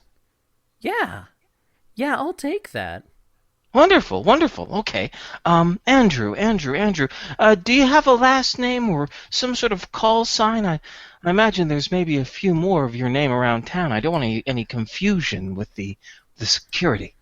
Andrew Brown. Andrew Brown. Andrew Brown. All right. Well, Andrew. Well, in the next little while, feel free to come on by, and I'll let them know I'm pretty good with faces as it narrows its big almond eyes. I'll give you your general description, your name, and you and a small group of friends can come enjoy the grounds. Okay? Sweet. Thank you. Oh, no. I should be thanking you. My goodness, 7,000 credits. And this entire thing has just been giving me a giant headache. I don't understand why they bothered to put this sort of magic on. And the Avery continues to mutter as they walk away from you. Okay. Tom will yell out, "Have a nice day," and then go back to what he was doing. Okay. There we go. So a little micro scene to kind of break up the narrative. Okay.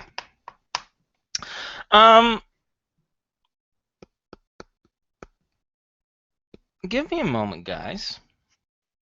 I just need to use the washroom. Oh, I'm gonna go get something to drink then. Yeah, go get something to drink. We're gonna take a bit of a potty break here. Potty break. Actually, guys, I need to step out for about 10 minutes, so go ahead and continue, and then I'll be back.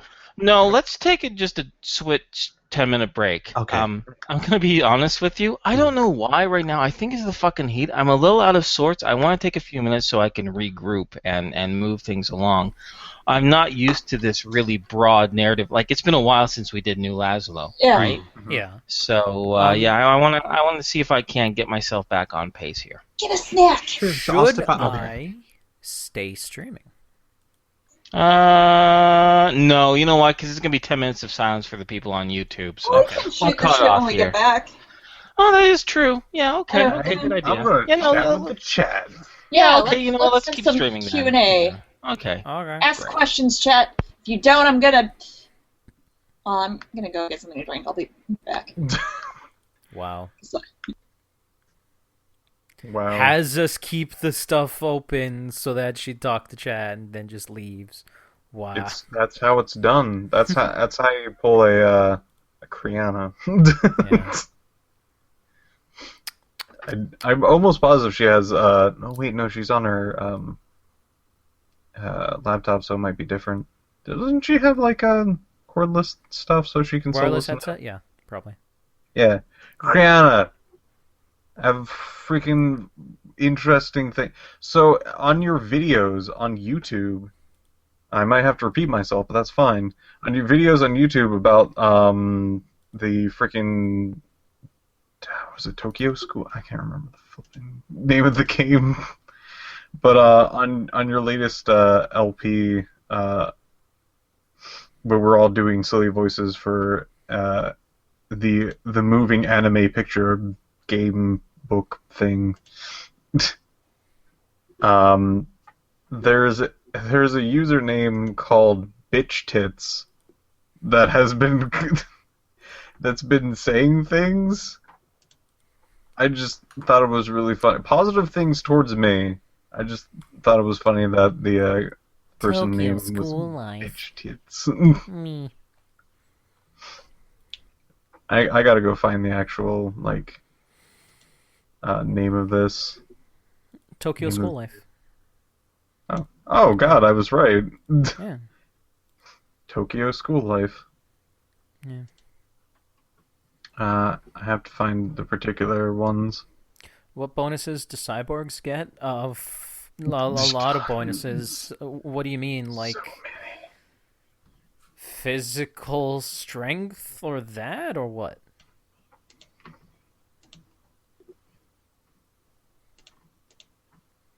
There is a priest class in either Mystic Russia or Warlords of Russia, if I recall correctly.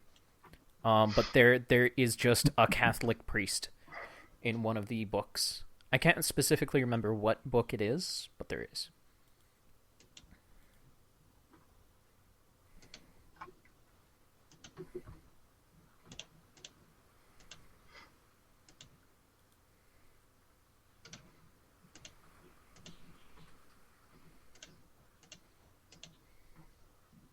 Yes, there is. Hello? Attributes, Hello. etc., bonuses. It depends on the type of Borg. There are full conversion Borgs. There are Yeah, Conversion Book 2, that's the one. But there are full conversion Borgs, there are partial conversions. Partial conversions have certain stats for, hey, this arm can now have a augmented physical strength of 16, or yada, yada, yada, yada. I was looking into that not too long ago for, just in case, a backup character. Might be neat. But might not end up using Just it anyways. in case. Yeah, just in case. In case I murder you, yeah. Yeah. I would never. They get according to the main rulebook, not the Ultimate Edition, but the first edition main rulebook. They get an innate +3 to all types of magic, which is neat. And a lot of their other bonuses are just physical based, like their physical prowess, physical strength. Or no, physical endurance, physical strength, and speed. Like, full conversion Borgs start off with, 140 speed. It's insane.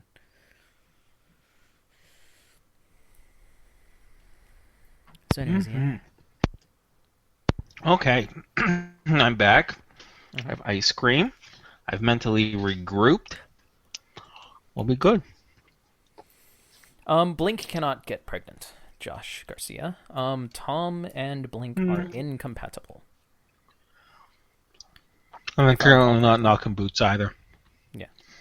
They're not currently. They're on a break. Anyways. But Yeah. Blink is a DB. So they're just incompatible. Just don't work. Mm-hmm. Who doesn't use their fire for damage and offense. I don't know what you mean, because, You'd be a great firefighter. Well, yeah.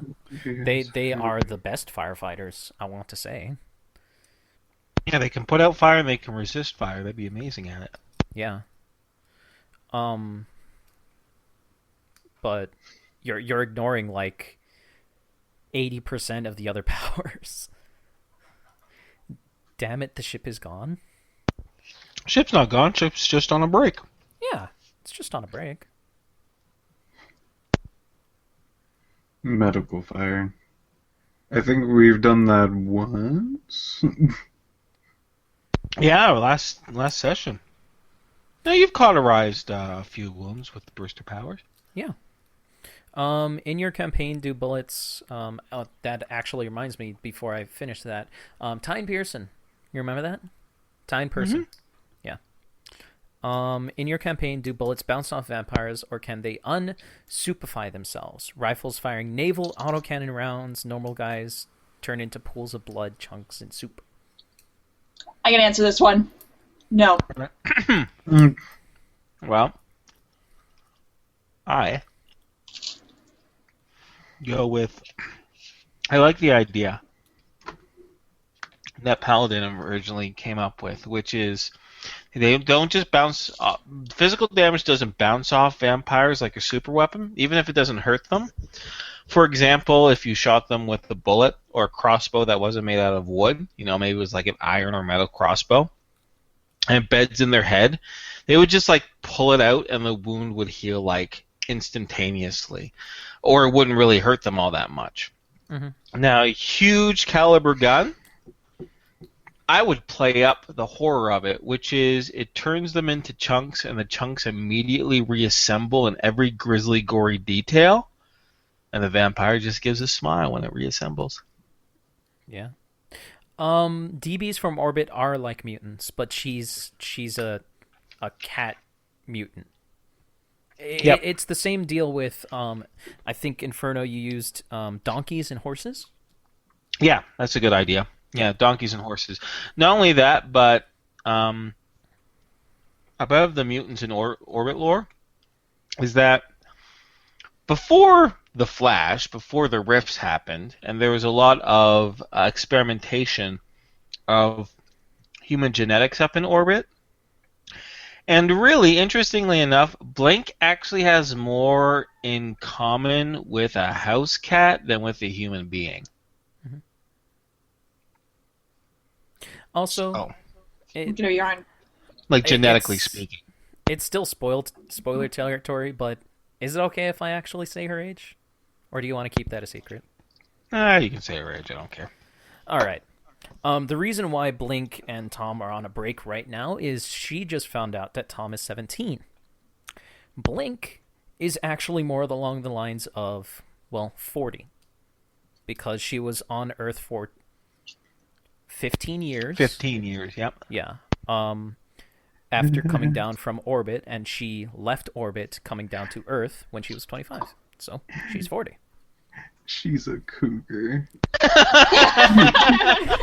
my god. Oh, God, I don't she think is. you understand how many times I've laughed about that by myself. She's a cougar, and she's a cat girl. But she's orange. Yeah, well. I know. Oh, you can blame the artist on that one. But she Mhm. looks like that one actress whose name I forgot. Emma Watson. Yeah, Emma Watson. She looks like No. a cat. Emma Watson. Emma Stone. Emma Was the one Stone. you kept Oh, Emma quoting. something. I All don't know. I don't know. Inferno, you're supposed to keep track of all the cute girls. What is up? No, You know you're stop frazzled. saying- I would love that too. I would love to just talk about. There's so much Rift lore. It's ridiculous. Criana, Yo.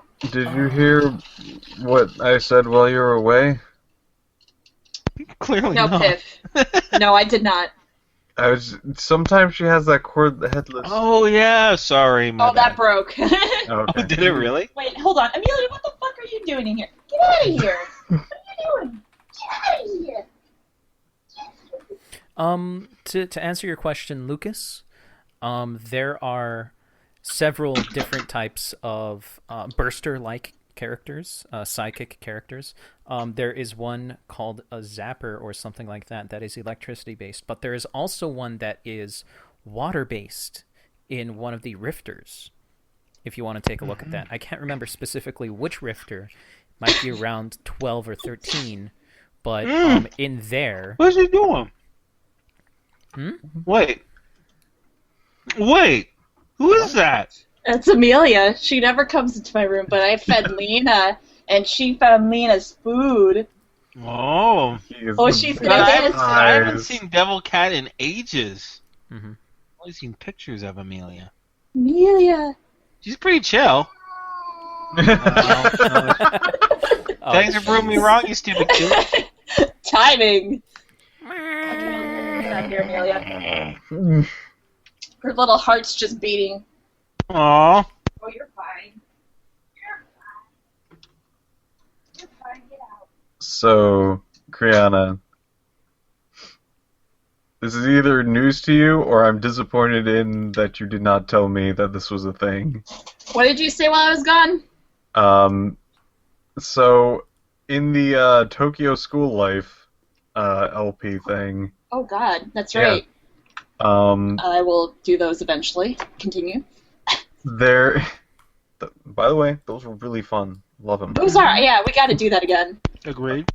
But there's a commenter on a few of the videos because I was just scrolling through them. Like, I haven't just looked at the comments for a lot of the videos I've been on. I should probably check that. And there's a person called Bitch Tits that has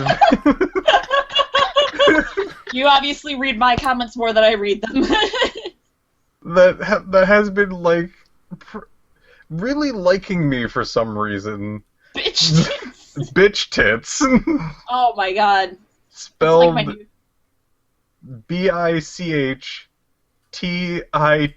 BICHTITTTS. Bish Tits. Wow. Bitch tits. I love this person. I know. Oh, you'll never know. No. Unless it's really like one of the Rifts viewer in disguise. The person spelled my name correctly, so that's interesting. Oh, so That maybe might it have- is a fluke, or oh wait, I do write out your name in the Yeah. thing. But some people don't. Most people don't read the.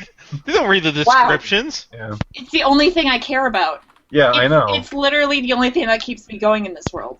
Oh, well. R.I.P. you. Thanks.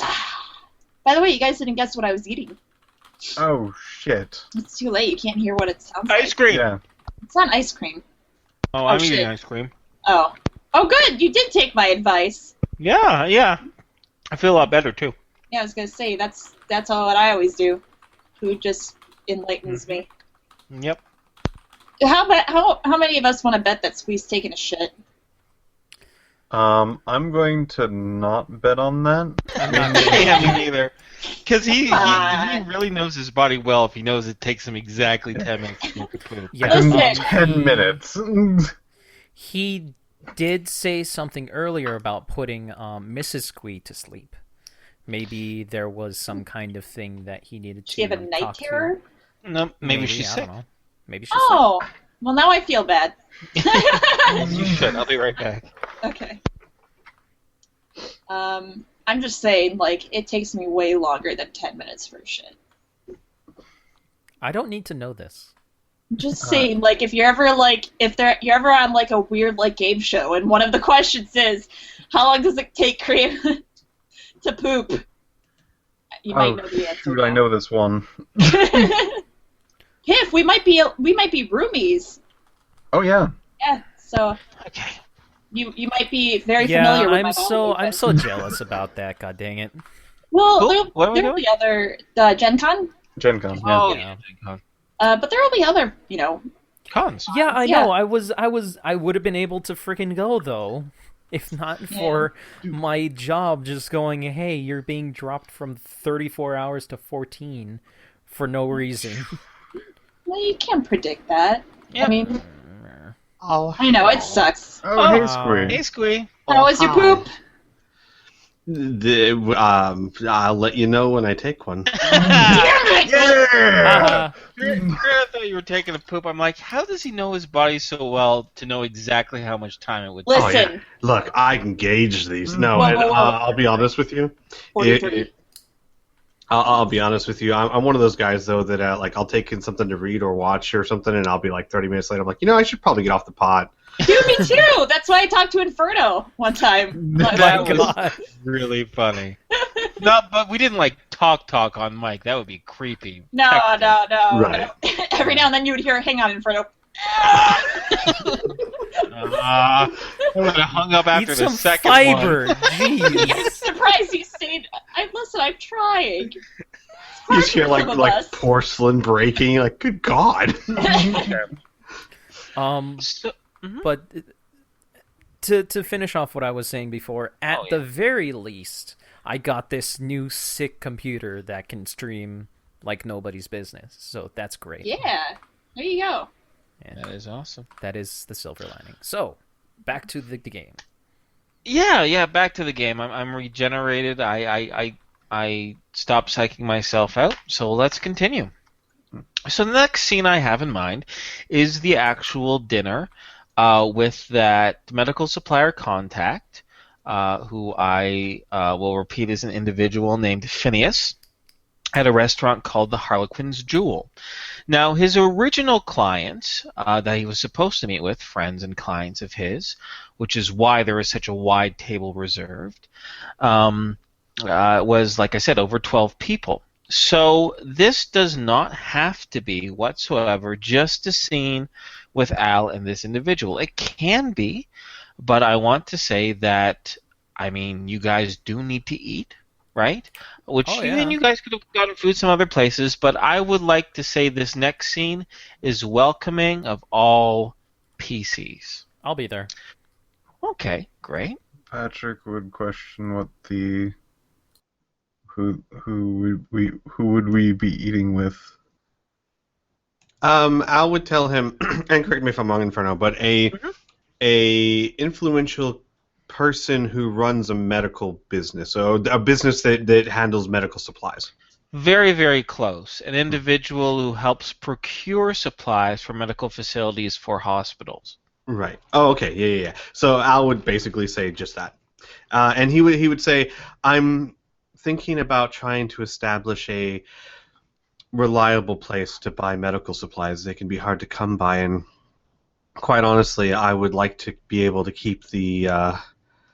Well, let's face it.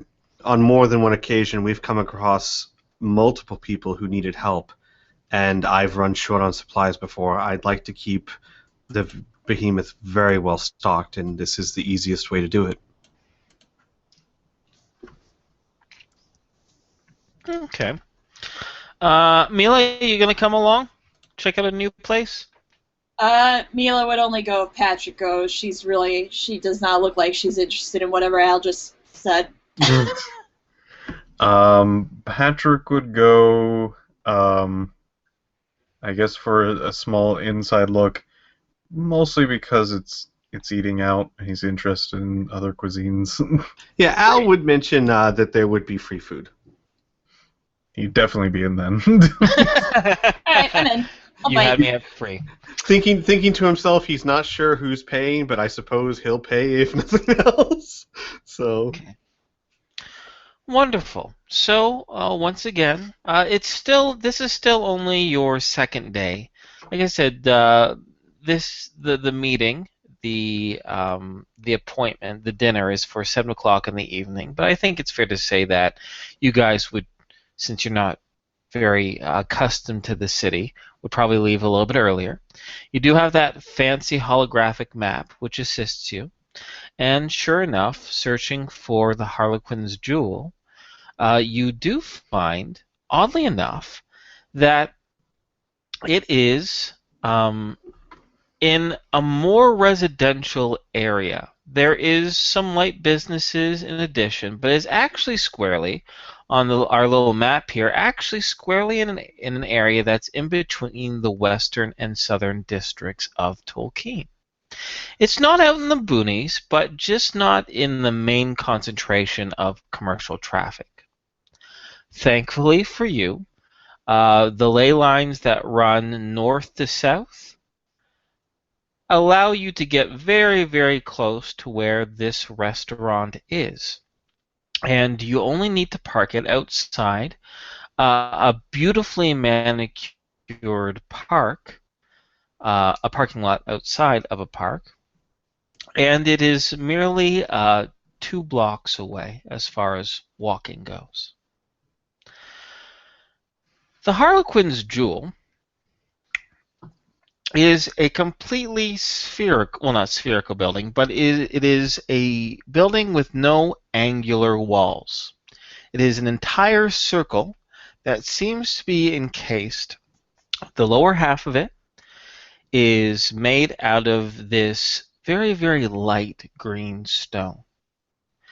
And the entire top, the domed roof of it, appears to be made in a colorful menagerie of stained glass.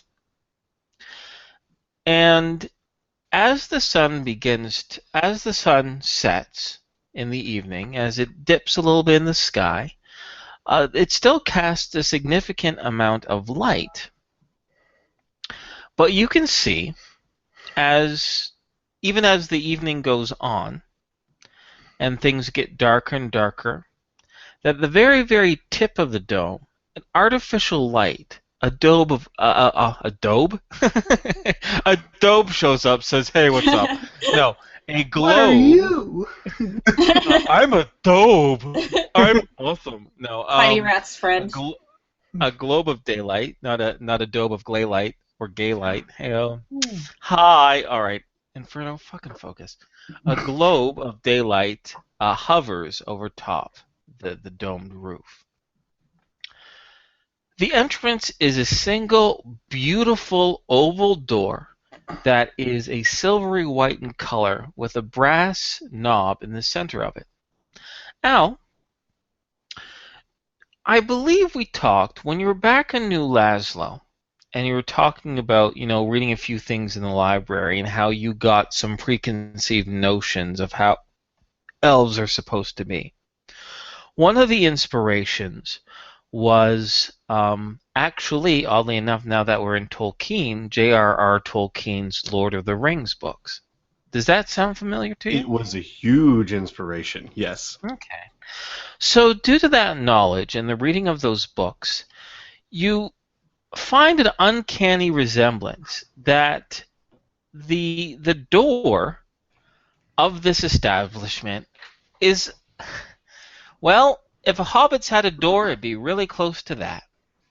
Oh. And when you open it up, when you're greeted inside by the servers that greet you and take you to your reserved table, this place, although spacious on the outside, has been compartmentalized. This is one of the closest knit, coziest eateries that any of you have been. There are a countless number of shelves with paintings, with decorations, with little figurines. And many of these figurines that are on a variety of shelves and tables and as centerpieces seem to be of dancing clowns. But the clowns themselves aren't your typical carnival clowns with baggy clothes and big red noses. They are slender individuals posed in a variety of fluid dance moves, and they're actually wearing masks, simple white drama masks. You know that that symbol with the smiling mask and the frowning mask? Yeah. No, those types of masks there. And in addition, the only source of light seems to be either the natural setting daylight or the magical globe of daylight that resides over top the dome itself, causing the entire establishment to be bathed in a variety of purples, greens, oranges, yellows, blues, and every spectrum of the rainbow. It's like eating and dining inside of a kaleidoscope. The servers are polite. Unfortunately, some of the larger members of the party, in particular Bear, does sometimes bump into a shelf or knocks his head against a low-hanging ceiling. But suffice to say, you're able to get to the reserved table in time, in which this individual, who you assume is Phineas, is already seated looking over a black leather-bound menu. He looks up to you and gives a thin, polite smile. Phineas is a difficult individual to place, and the multicolored lights in the Harlequin's jewel is not making things any easier. Phineas is an extremely thin individual with a very long, gaunt face. He has a shock of hair so blonde it's practically white, standing up in almost like a pompadour-style haircut. He's dressed in a very crisp white business suit, white tie, white jacket, white undershirt, white trousers, in which the reflected lights of the stained glass roof reflect off him wonderfully. His skin pigmentation. Now, this requires a bit of odd description, but have you ever met someone so pale it's almost like their skin has almost like a purplish tinge to it? Does that sound at all reasonable? Like an albino. Yeah, I think so. Yeah. Borderline albino. Albino. Because unlike the blood in our skin, unlike the blood that seeps out of cuts and wounds, is usually purple because it lacks air. Yes. Okay. Thank you, Bern. Thank you. So yeah, his skin is so pale, it almost looks purple, but it's kind of hard to tell the exact pigmentation of his skin. Patrick, I'd like you to roll me a D100, please. Okay. You are unsure whether this individual is human, DB. Your inclination that it might be an individual who has both human and DB parents, but his particular physiology isn't ringing any clear bells as far as an identification of his race. Regardless, Phineas has a very large bulbous nose and saggy eyes that are very, very dark, so dark that the irises are practically black. As he looks all to you, and he says in a smooth, rich tone, "I take it that you are friends of Adva?" Yes. Well, only just met him the other day, but he's a pleasant enough fellow. "Ah, yes, fellow," Phineas says, with a raised eyebrow. "Please have a seat. I was just about to order some appetizers. Are you the types of individuals who imbibe in a celebratory alcoholic beverage?" Wow. Yes. Al would sit down and say, "Of course, if there is a reason to celebrate." "I see. Well, for the sake of putting a good step forward, allow me to order some Bracchus nectar. It is a specialty of the house, has a wonderful little sweet tinge to it, and it is not too... it does not cause too much inebriation." Ooh. That sounds fantastic. Yeah, thank you. "Oh, you are very welcome." He gives a bit of an order. "Now, I am also the type of individual who likes to enjoy their meal without having to worry about business on our mind. I like my desserts to be desserts. So, perhaps, while we wait for our beverage, we can discuss exactly why we are here." I would like that very much. I'd also like to say thank you for, seeing us on such short notice. I know that you had other plans that got canceled. I appreciate your flexibility. "And I appreciate your politeness.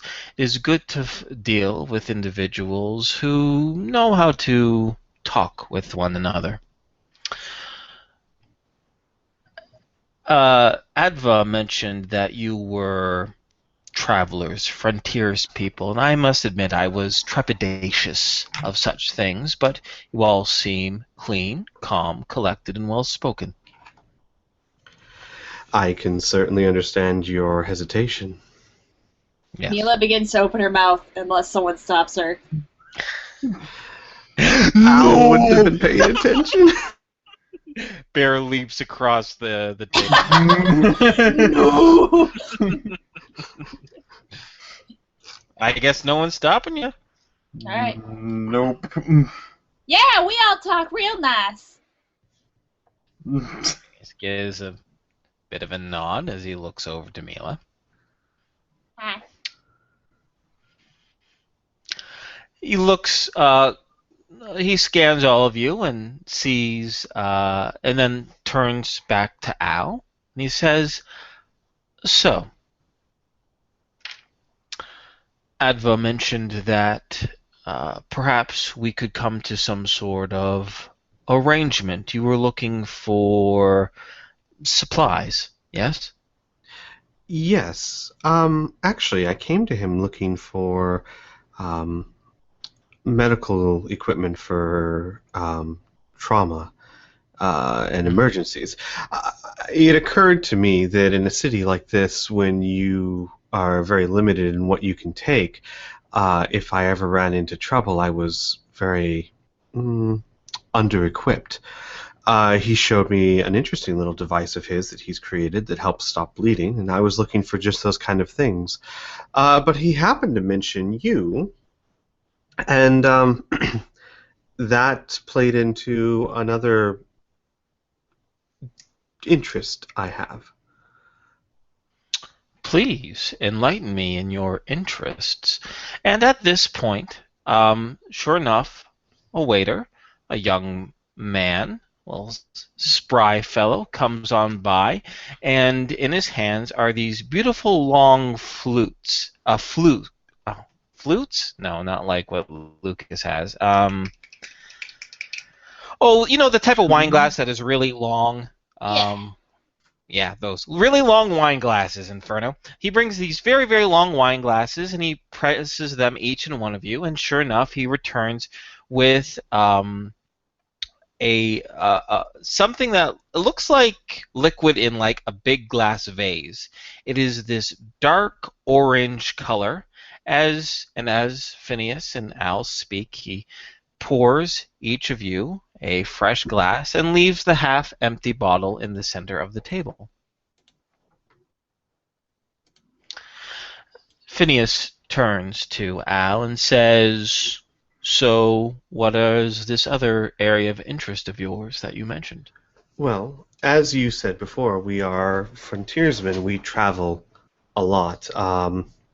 Explorers, you could say. I happen to be a traveling doctor, and one of my goals is to be able to provide care for those out on the frontier. We all know how dangerous it is beyond the walls, and medical care is probably one of the most precious commodities you can have out there. Though I'm sure you're also aware that it can be very difficult to secure the needed supplies in order to be effective at it, especially things like antibiotics or sodium pentothal or morphine. It's difficult enough to find them in a city, much less in the wild. I see. What you say is very, very true. Before we continue on, may I ask you a question? And forgive me if it sounds bold. But why do you wish to speak to me? I typically supply hospitals, clinics, other facilities of the sort. It is very rare that I deal with individuals. Would you not find everything that you needed by visiting a retailer that would sell things directly to the consumer? Yes, though, how to put this? Phineas gives you plenty of time as he picks up his now full glass and brings it to his thin, almost purple lips as he takes a satisfying drink of it. And he quickly looks around the table to see how everyone else is enjoying their beverage. Mila will take a sip and start coughing and choking horribly on it. Oh dear. Tom he gives a worrying look. Tom drinks it and really likes it. Yeah. For those of you who do drink, what Phineas described was fair. Imagine you have a peach, and you put vodka in a syringe, and you stick that vodka in the peach, and then you crush that peach into a drink.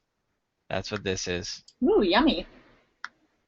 Smooth, sweet, fruity, and boozy. Okay. Al would Sorry, politely Patrick, sip were you about to his- say something? Oh, sorry.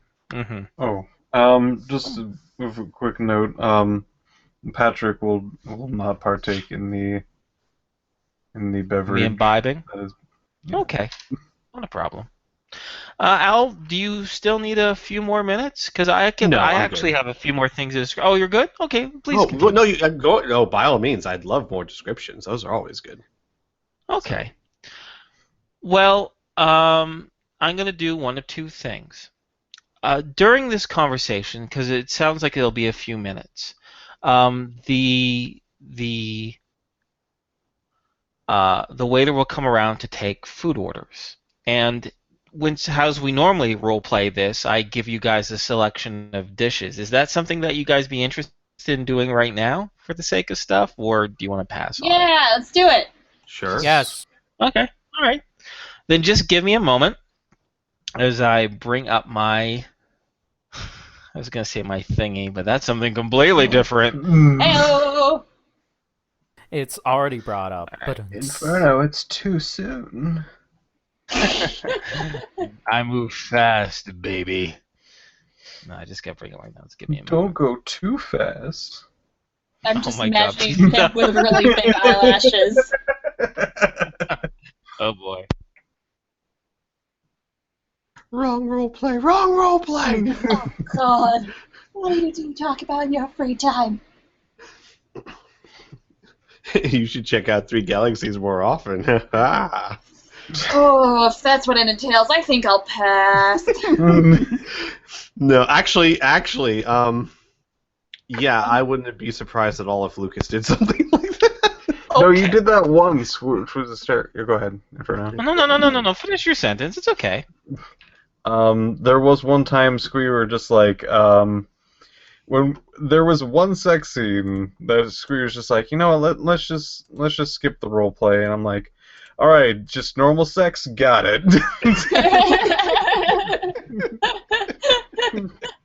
I believe that was when you were having sex for a ludicrous amount of money.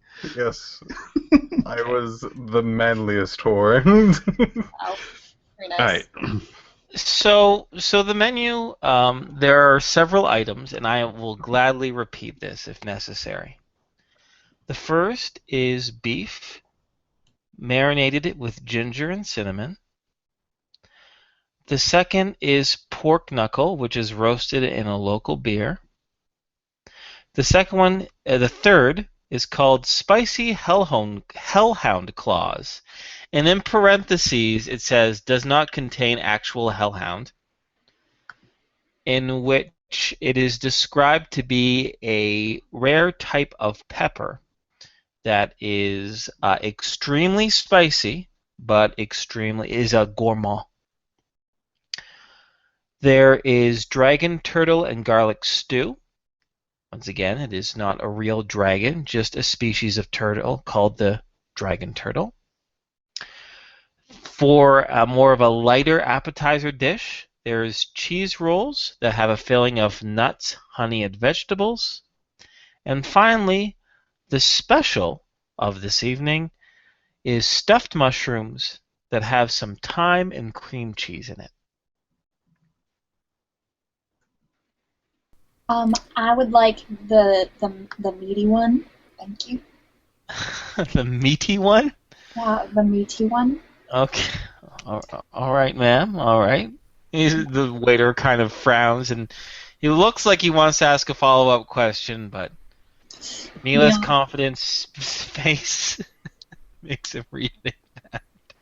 Mila daintily puts her hands in front of her and looks around at the table, all pleasant. Oh wow, she's behaving herself. Yeah. Al will order the dragon turtle stew. Okay. The hellhound, please. Okay, hellhound claws, good. And for you, young man. I have a question out of character. Sure. Now, we have been using the main rulebook, the original edition rulebook in 4 bursters. But there is a bit in the Ultimate Edition where it says that spicy foods does not affect bursters. In your world, know what? Does this apply, or do you want to have it affect Tom? First of all, thank you for asking me. Mm-hmm. Second of all, since it doesn't have anything to do with a direct power or anything, and it's more of a lore description thing, I'd say sure. Yeah, that makes sense. Why not? Although, really, physiologically speaking, there's different than actual burning and the sensation of burning, but I'm down with it. If you're down with it, Burn. Yeah, I'm cool. The full description is spicy foods and even hot coals do not affect the mouth. Oh my God. Well, they don't serve hot coals, so you should be okay. Yeah. Okay. Then I will have the devil claws, sir. Okay, the Hellhound Claws. Fantastic. Yeah. Wonderful. The waiter notices that your thin wine glass is empty, Patrick, and he says, "Can I get you something else to drink, sir?" Oh, something that may not have alcohol in it would be great. Do you have something? Oh, is there anything that will go well with the Hellhound? Yes, definitely, sir. I'll bring it right away. It is a dairy product. Will that be applicable to your system? Is it ice cream? No. Okay, then yes. I would like this. Fantastic. Right away, sir. And or I'm gonna take a break. There's a few more descriptions and whatnot, but I'll take a break and go back to the conversation if you guys like, and I'll go in and out. So Sure, with sounds good. stuff that's happening in the restaurant. Okay, Squee. Okay, sure. So, all right. Al would go about it this way. He'd be like, "Well, maybe you could help me with this. See, I'm not used to big cities like this. I've spent some time in New Laszlo, but this is about as big as it's ever gotten. And Yes. it's possible that acquiring such medical supplies is far easier here than I'm used to, but I'm considering buying in bulk. There are times where I come across many patients. I can think of one where there was an entire refugee camp of sorts that I was providing treatment to. I would like to keep my traveling vehicle very well stocked, and I ideally would like to know exactly and right where to go in order to restock it. I see. Well, that eloquently answers my question, Phineas says. So, I am willing to do business, to negotiate prices, to supply such a bulk order. In fact, that is my forte. However, as you yourself admitted, you've only known out of a very, very short period of time, yesterday. Adva is a very energetic individual that might not have the best sense of feeling out people. So I will say things plainly, and I hope you respect that. Do you work for the Coalition? Al gives a small quirk of a smile, and he says, I have treated wounded Coalition soldiers from time to time, though they weren't very grateful for it. But to answer your question, I want nothing to do with the Coalition. Patrick will dangle up his arm that has the colored band around it. Ah, I see. Tom will raise Yes. his too.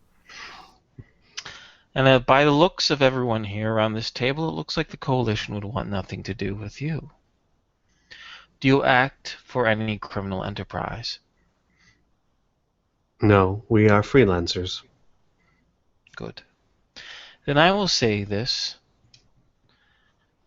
as simply as possible, but if you are being honest, and I have no reason to think that you wouldn't, you have nothing to fear. But before any negotiations with a relatively unknown party, I do have to make things clear. If I am to supply you with these medical supplies, were purposely put into the hands of our enemies, whether criminal or governmental, then that would be seen as treason. Do you understand? Yes, I have a question. Mm-hmm. If you don't mind me being frank as well, so that I understand fully. Of course. I am a doctor. I am prone to give aid to those who need it as long as they aren't trying to kill me. In an instance, like I said, if I come across, say, a Coalition soldier who's been wounded and hasn't been wounded by me or trying to kill me or others I am around, I am compelled to offer them aid. Would this mean the same thing?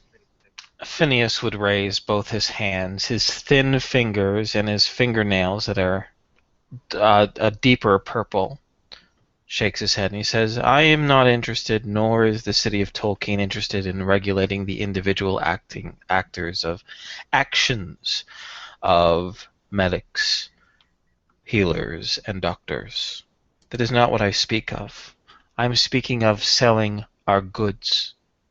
If I were to give you a bulk purchase, and you were to sell all that to the Coalition, sell that to nefarious individuals, that is what I am talking about.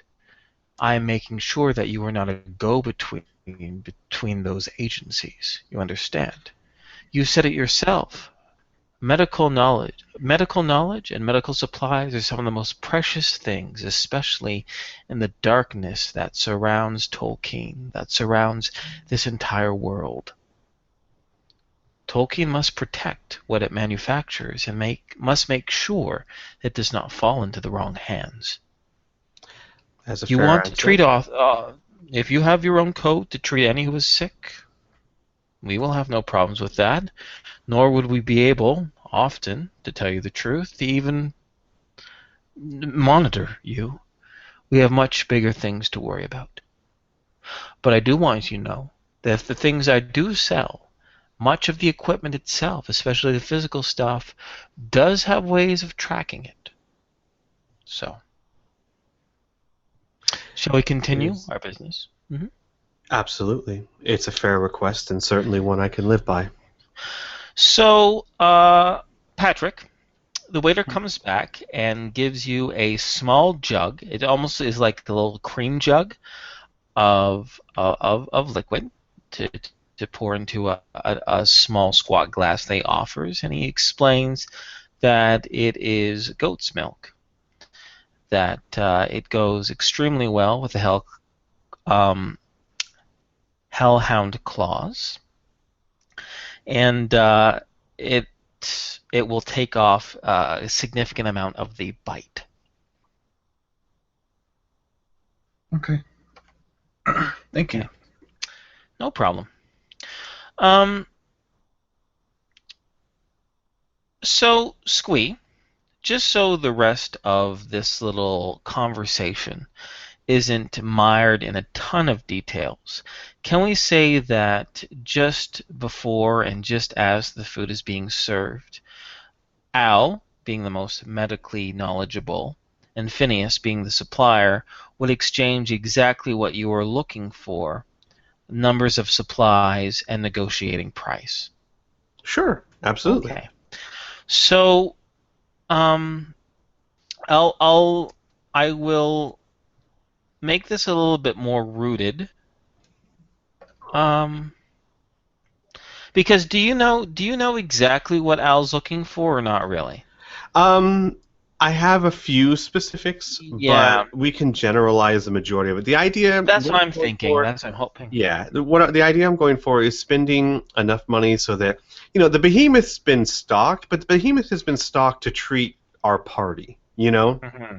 I'm looking at trying to have enough medical supplies so that if we run into another green castle, I have what I need to treat.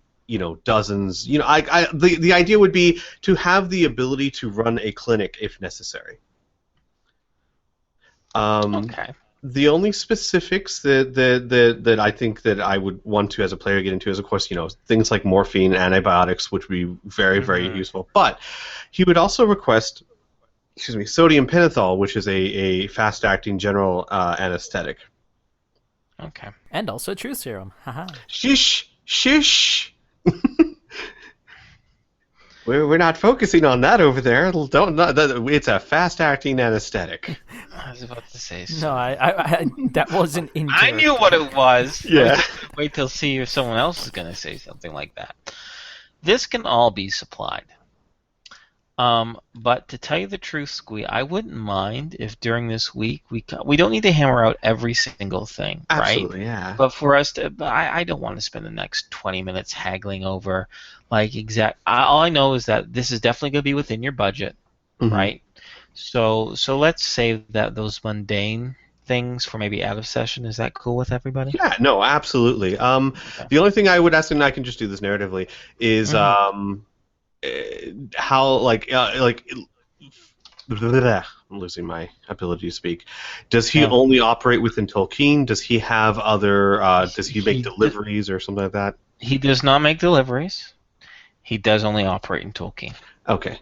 And how long, like, if I need replenishments or something, how much notice does he need to fill an order? Based on what you need, which might seem like a lot for an individual group, but compared to supplying a hospital or a full-on, like, clinic, it's not nearly that much. He says, give him 36 hours, and he'd be able to restock every item on the itinerary. Oh, that's perfect. Then that's all I need to know, and yeah, we can hash the rest out Great. later. So your food, everyone, your food comes. It's served to you. What's supposed to be hot is hot. What isn't. Al, I won't have you roll this because at this point you'd still be pretty engaged with Phineas. But Patrick, Mila, Tom, I'd like you to each roll me a D100. Mila, I'd like you to make yours easier by 10, please. Okay. Patrick got a 54, Mila got a 15, Tom got a 31. Okay.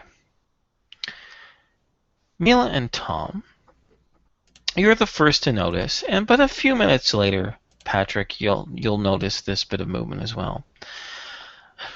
But Mila and Tom, you notice a newcomer that enters the restaurant, the Harlequin's Jewel, and he seems a little out of place. He is a shorter man, probably about 5'2". He has an extremely I hate using the term rat-like because it has a very negative connotation, but he has a large nose, small mouth, kind of big teeth, kind of like a bit of a sloped brow, right? He has this fuzzy brown hair on the top of him. He's dressed in a very simple green tunic that actually looks like it's got a little bit of mud and dirt on it, and a pair of beige trousers.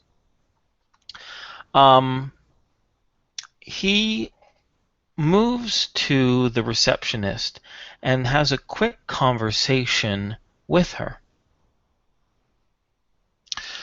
Mila, you can overhear with your excellent sense of hearing. You can't hear the entire conversation, but you do definitely hear him say in his light voice that he's looking to speak with the owner, and that it is urgent. She gives a nod and goes to the back, and sure enough, she begins to march him down the aisle past where you guys are seated. Patrick, this is when you would notice this gentleman crossing your view. And Tom, you notice that, and you have personal experience of this, so it's not anything particular skill. It's just based on your general observation and your personal experience. Mm-hmm. But you notice that there is definitely some sort of bulk underneath this man's green tunic. Bulk, not carrying weapons or anything like that. That would be too obvious. But you remember having to deal with that bulk when you were wearing cyber armor in your old body. And soon this man and the receptionist disappear from view. Your dinner comes. For those of you... Mila, since you asked for the meaty one... Yes. The waiter rolled a dice, so to speak. Not really. It's not specific, not literally. Yeah. But both pork and beef are considered meaty, and so we guessed and hoped that you wanted the beef. Good. He's right. He is correct. It's definitely not the pork. Oh, thank God. He thinks to himself with a momentary you getting the inside of an NPC's voice. He lays the braised cinnamon marinated beef in front of you. Tom and Patrick get their hellhound claws. Al gets his dragon turtle stew, as does Phineas and the other NPCs get their meals. And Phineas, very, very pleased with the way the negotiations and the arrangements happens, digs in voraciously. Is there anything you guys would like to add or interact at this point? Or if not, I can continue on. I have something. If you're willing to give me a little bit of creative control. Yeah, sure, why not? Is it okay if I make spicy things seem sweet to Tom because they don't affect him? Or would that be going too far? Well, I really don't want to say no. I really don't. You know what? So I'm not going to say no. Because, you know what I figure? Taste is a subjective thing, right? How do we get taste? It's just what our taste buds communicate to us, right? So there's no reason why, due to your burster mutation, your genetics, whatever, your taste buds do very much that same thing. I won't say all bursters have that, but I'll say Tom has that, sure. Sweet. Then he will mention out loud how sweet these are. Patrick. Patrick? Yeah. Your mouth is on fire. Not literally, but figuratively. So is this like Mhm. spicy, like, oh, this is fairly hot and things like that, or is it there's a few levels that is it like a immediate like or is it like my part of my face is numb? Like what kind of Have you ever watched Dumb and Dumber? yes. The hamburger scene. You know when they have the paper and they just eat it for a while and they're like, oh, it's okay. It's more tingly than hot. And then those two goofballs like go nuts because it's super hot. Okay, no, I'm just quoting a movie. It is. Have you had real life jalapenos before? No. Okay. It is very, very hot, bordering on painful, but not excruciating. Does that help? I think so. Okay. I'm going to do a self roll to see how. Sure. Yeah. Okay. Sure.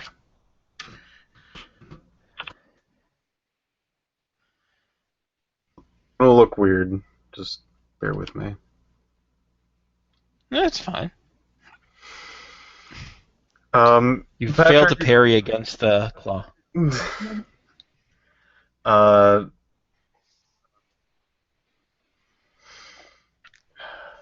So he's going to eat a bit of it. He's going to sweat a bit, as well as outhale, as well as taking in milk, but he seems to be at least continuing to eat. It's not seems that he's like super hesitant, but he's not like scarfing it down, but he's not stopping eating. He's eating it at a slow but continuous pace.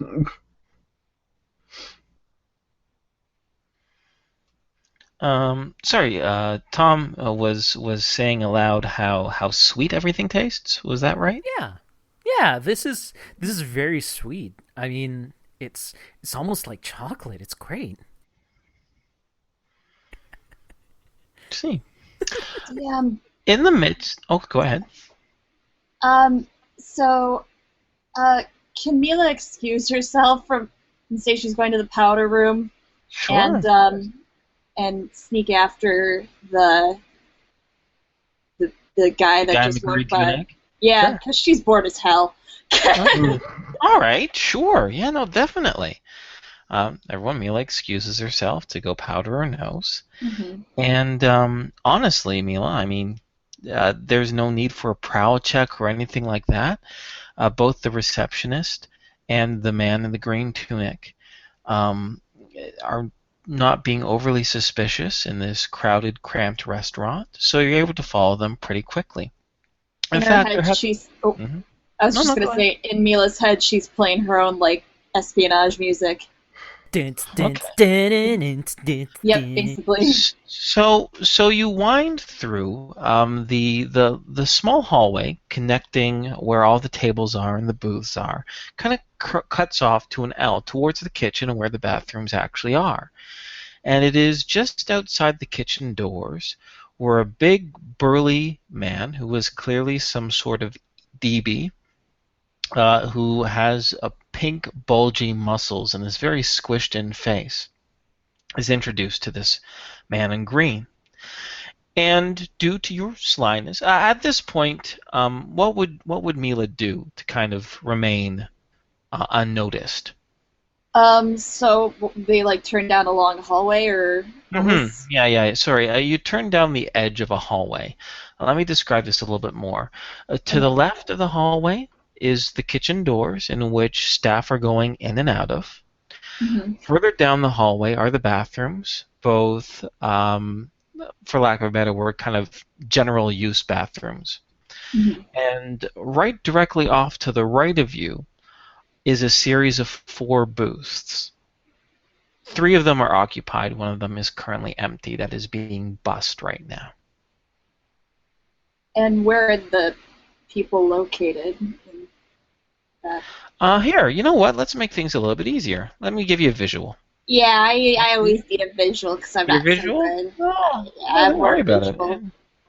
Yeah, hey. Fear of the mind What, don't an work artist? too well. An artist being I know. visual? It's weird. What kind of wizardry is this? Okay. So this, it's going to be in the top left-hand corner. So there is the hallway that you're down. Okay. The red is going to be an entrance to the kitchen. The green are the bathrooms. The dark blue are the booths. So, can you see what I'm doing here? Okay. Yeah. So those are the general areas, all right? Okay. So the man in green, I'm just going to give him a green dot.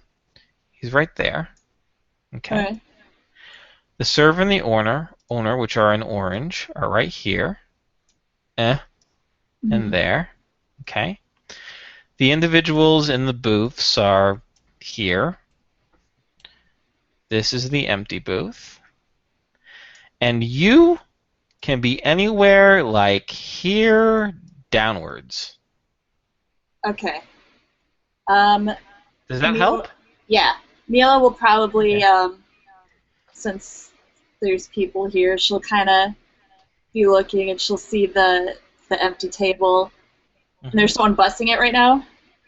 Yeah. They're in the middle. They're actually just finishing up. They're putting the last glasses in the gray plastic tray, and they're about to turn around and head, loop around and head towards the kitchen. Mila's gonna be sly with this. She's gonna be going down, and she's gonna stop as she see that he's moving, and she's gonna kind of turn her back at him and pretend that she's talking to the people here, or look like she's talking to them. And then, all right. You see Patrick staring back. Visual. Mila is in. No, you guys, the other table of the guys, I'm gonna just put in. We're gonna say fucking black here. They're like down here, right? So there's brief visual contact from time to time. They won't be able to get their eyes on you from time to time, but enough for Patrick to kind of spot Mila what she's doing. What Patrick was doing was watching Mila go, quote unquote, powder herself, because she doesn't do that. She's never done that before. Okay, all right. But she's not. So would you get up from the table? Oh, okay. Would you get up from the table to follow closer, or are you just keeping an eye on her from the table? Patrick would look after her for a while, and then would most likely turn back to the food, not wanting to do the faux pas that he's done just 2 days ago. Oh, it all comes full circle. Oh my god. Oh my god. So yeah, Mila will do that, and once the person leaves, she would swing around and sit her butt down. Okay, excellent. I'd like you to roll me a D100 because of the crowded situation, and frankly your slyness. And I like to think your character actually has excellent timing. Roll a D100 and make it easier by 50. 50. Oh, all right. Yeah. Okay. You got an unnatural one, so I won't shit myself. I'll take myself. out. But you very coyly get the perfect timing, swing your legs over the little divider, and slide into the now clean booth with a quick, situational awareness, checking things around. No one seems to be reacting to your movements. And from your vantage point, you can both see and hear things extremely well. The conversation goes something like this. Good sir, you are the owner of this establishment? Yeah? Am I supposed to know you? No, not at all, but I have a very important announcement to speak with everyone. I understand that your business requires, for lack of a better word, clientele, so I would propose that I would like to purchase for each table some refreshment, a local house drink, perhaps, so I can gather their attention, and with your permission, I would like to make a brief 5-minute speech. The owner, the burly, squished-in-face person, frowns a little bit, goes, well, what kind of speech? You like one of them religious? He goes, no, sir. A speech that has to do with the safety of a friend and to deal with the lawlessness of a nearby area. He pauses. The owner pauses for a moment. He scratches his arm. The little bristles on his chin. He goes, I don't know. And the man in the green tunic says, please, sir, I implore you. I'm a knight of Lord Kaoki, and I give you my word that I will not cause any disturbance, and I will leave soon after. We got a special on nectar. It's 20 credits a bottle. We got 30 tables active. I understand, sir. As the man in the green tunic reaches into a pocket and takes out a small cred stick, I trust you to take off what's necessary. Thank you for your understanding. Yeah, fine. Go ahead. Wait by the bar. Of course. And with that, the man in the green tunic once again goes down the hallway, doesn't make eye contact with you, nor registers your presence. Mila frowns a bit and kind of is like, well, that wasn't as fun as I thought it would be. She's gonna swing her legs around and mosey on down to the big guy who owns it, and if she's allowed to. So of course I'm allowed to. Yeah, well, because the bathrooms are in that area. Yeah. So this only takes a few moments as the fellow's departing.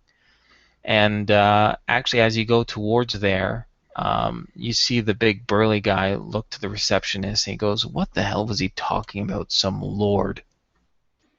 And she says, I have no idea what he's talking about.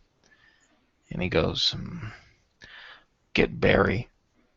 Just keep an eye on him, make sure he doesn't do anything screwy. Put in an order for 30 vases of nectar. Okay.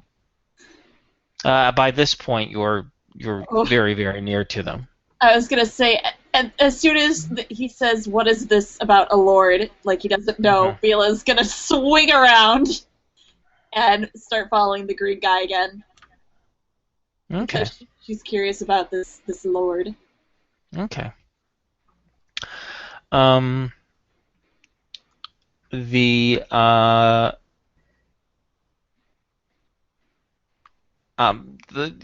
able to catch up with him very, very quickly without arousing any suspicion unless you want to. And sure enough, Could she bump into him? Yeah, definitely. He's not moving in with any sort of urgency, and it's definitely cramped enough that it would be believable. Sure. Where do you want to bump into? Along the back, along the side, into his legs? What are you thinking? Probably into his back, because it makes sense from the direction she's coming. Oh, okay. All right. You give him a bit of a bump. He stumbles a little bit, and he turns around swiftly. His furrowed brow lightens a little bit. He goes, oh, excuse me, miss. My apologies. No, I'm sorry. I'm the one who bumped into you, Mila says, batting her eyelashes and dusts him off. Roll me a D100. Let's see.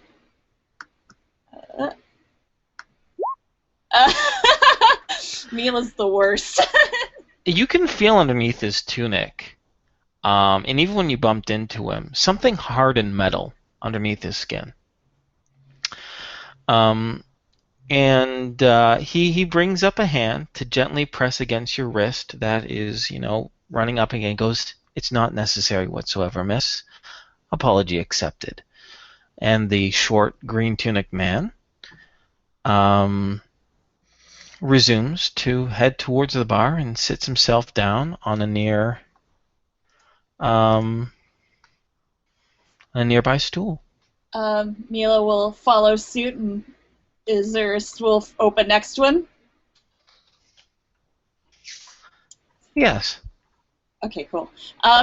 She sits down and she's like, "So, I couldn't help but feeling that you're so hard underneath your coat. Is that?" He gives an audible cough. Is that just, I mean, I gotta imagine in a fancy place like this, it must be a suit made of gold or something. No, that is not how I operate, ma'am. It is simply a protective armor. My line of business is extremely dangerous. And he kind of looks, he looks a little distant a little bit, and he repeats, extremely. What do you do? He goes, I am a knight of Lord Kaoki, what some individuals oh my god, what's the word? No. Inferno, why do you try to use bigger words when you can't do it? That's why I play Mila. as people sometimes calmly call knights, cyber knights. That is my calling. That is what I do. Oh, okay. Who's Lord Kaoki? Lord Kaoki? Yeah. Lord Kaoki is an individual who started our order, who brought to us a certain code in which to honor and respect people and to deal with the evils in the world. He is a great teacher, a great warrior, a loyal friend, and frankly, he says, if I'm to be brutally honest, one of the best people who have ever walked this earth. Wow. So, what are you doing in a fancy joint like this? Mila says, kind of blowing her cover. He says kindly, a dear friend of mine has gone missing, and I am looking for her, looking for individuals who know anything about her disappearance or the scoundrels who might have hurt her. I am soon to make an announcement, imploring for assistance. Sorry, was it the lady on the news? Yes, he says. Strawberry hair, freckles on her face, 5'4". And that young. The lady that they described looked like the lady at the place? Yes, okay, hold on. Gonna roll some dice to see if Mila gets it. Okay. I didn't actually pick a number. She gets it. We'll just... Okay, sure. Yeah, it's your character. I'm going to completely allow it, yeah. I think I know where she was. He sits up with a start. You do. You're not just jesting. No, is she a knight like you?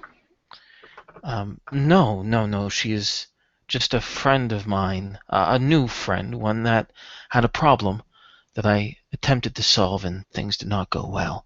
Wait, what kind of problem? Well, she had purchased some armor from what she believed to be honorable merchants, but it turns out that it was stolen. It caused her significant problems and threats to her life. She asked for recompense, and they refused several times, becoming more and more abusive. I came to help her, and things escalated. Mila, starts putting things Clicking together. it in. Yeah. Oh. Oh no. If it's the same lady I'm thinking of, she didn't look too good. Please, he says. Where did you see her last? What did she look like? Inferno, can you Yeah? help Criana remember the details? Sure, of course. Gladly.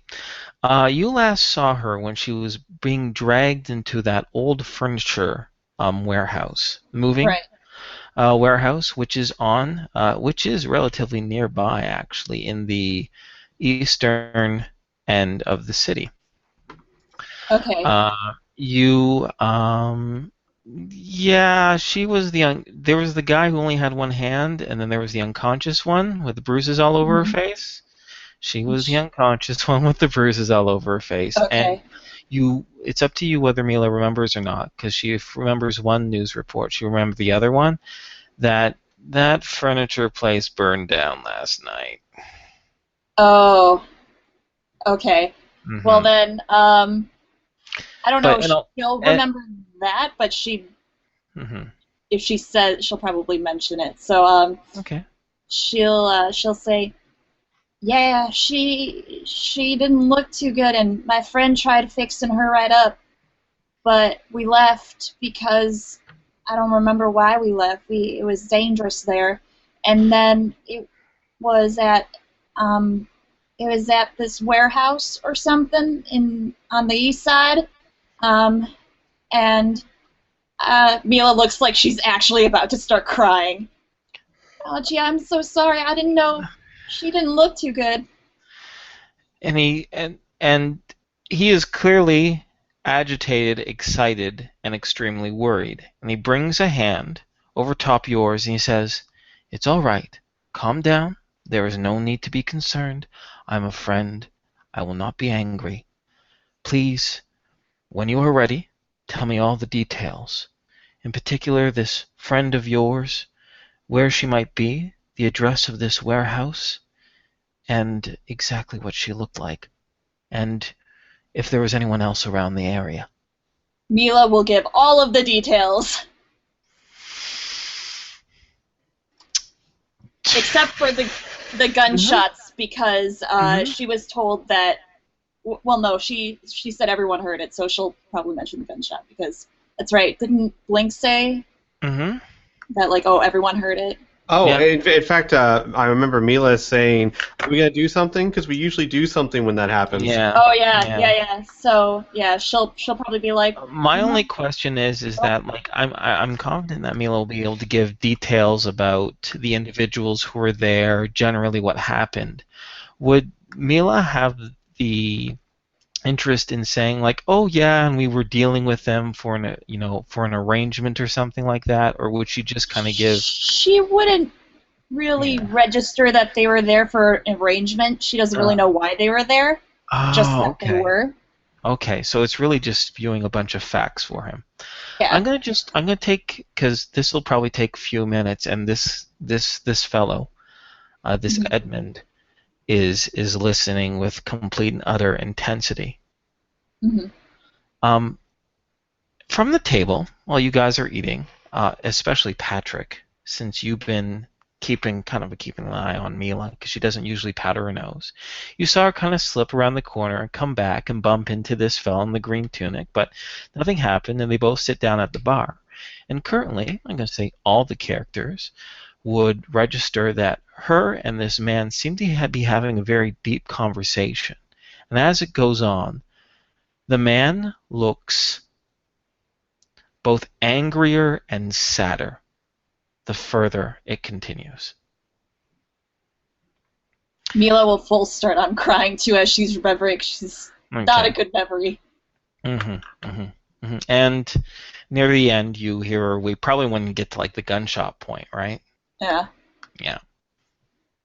Is there anything you guys would like to do at this point?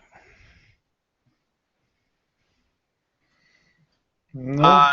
Patrick is currently eyes full of his own tears. Crying for another reason. We can all see how distraught Mila is, right? Definitely. It's clear as can be.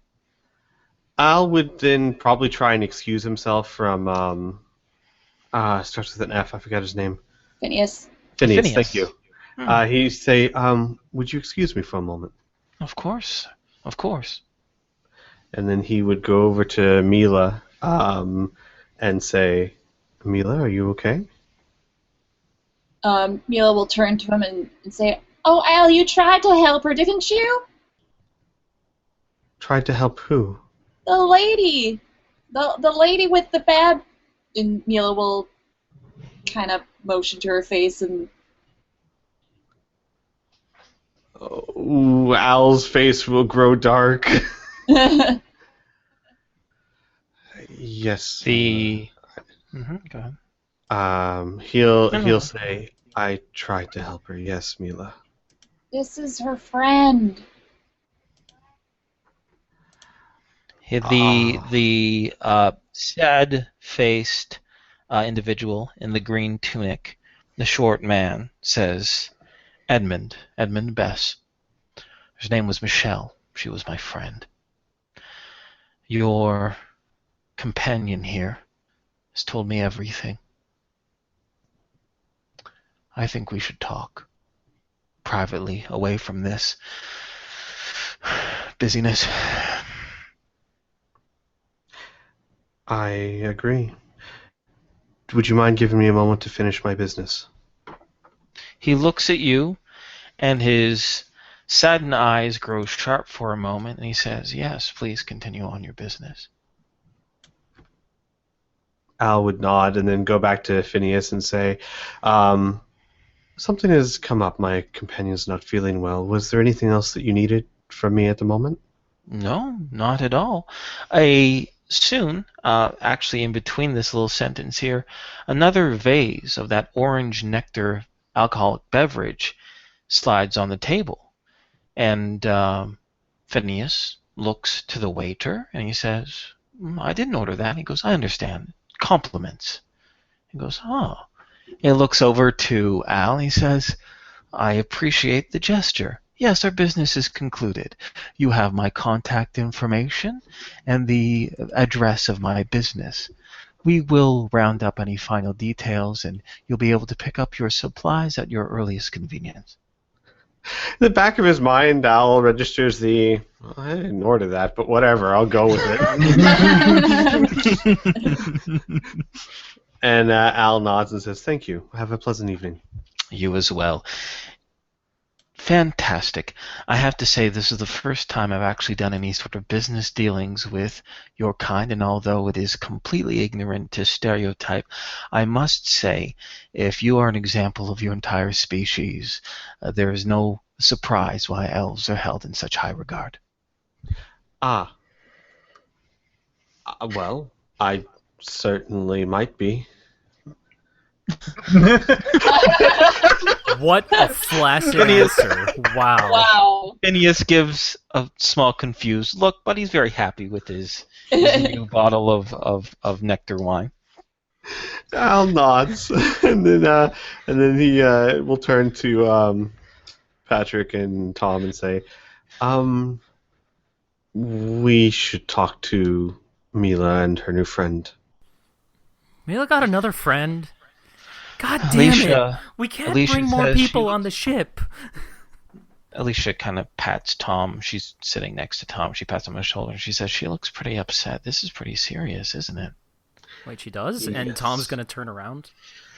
Oh, Mila's sobbing and she looks like she's saying nonsensical things to this poor guy at this point, but it comes from a genuine place. Yeah, and this poor guy, I don't know if you've ever had a stranger just start crying in front of you, but it's that awkward, like, how do I reassure someone I don't fucking know? Yeah. Oh God, yes.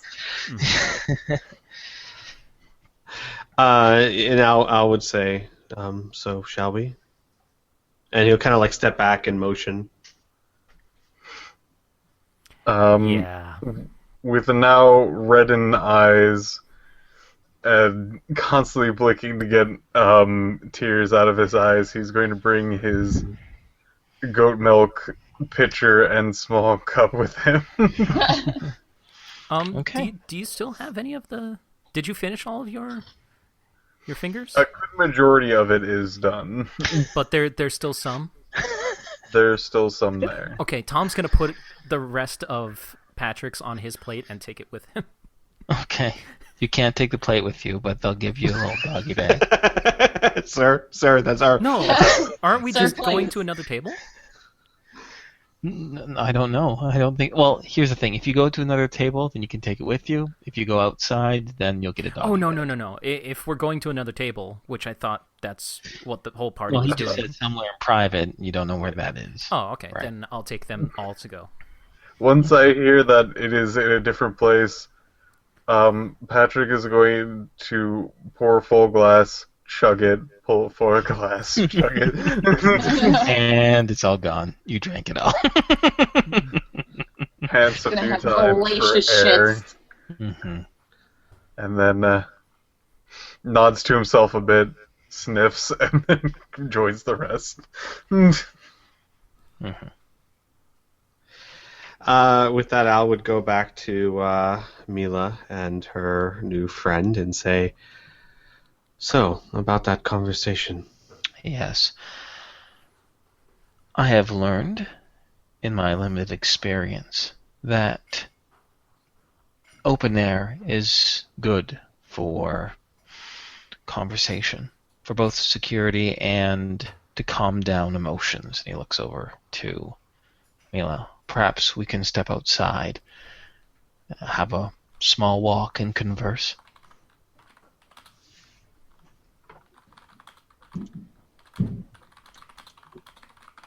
I assure you, I will do. Can you guys hear me? Yeah. Okay, I was that's just waiting for someone else to respond. I'm Okay. crying.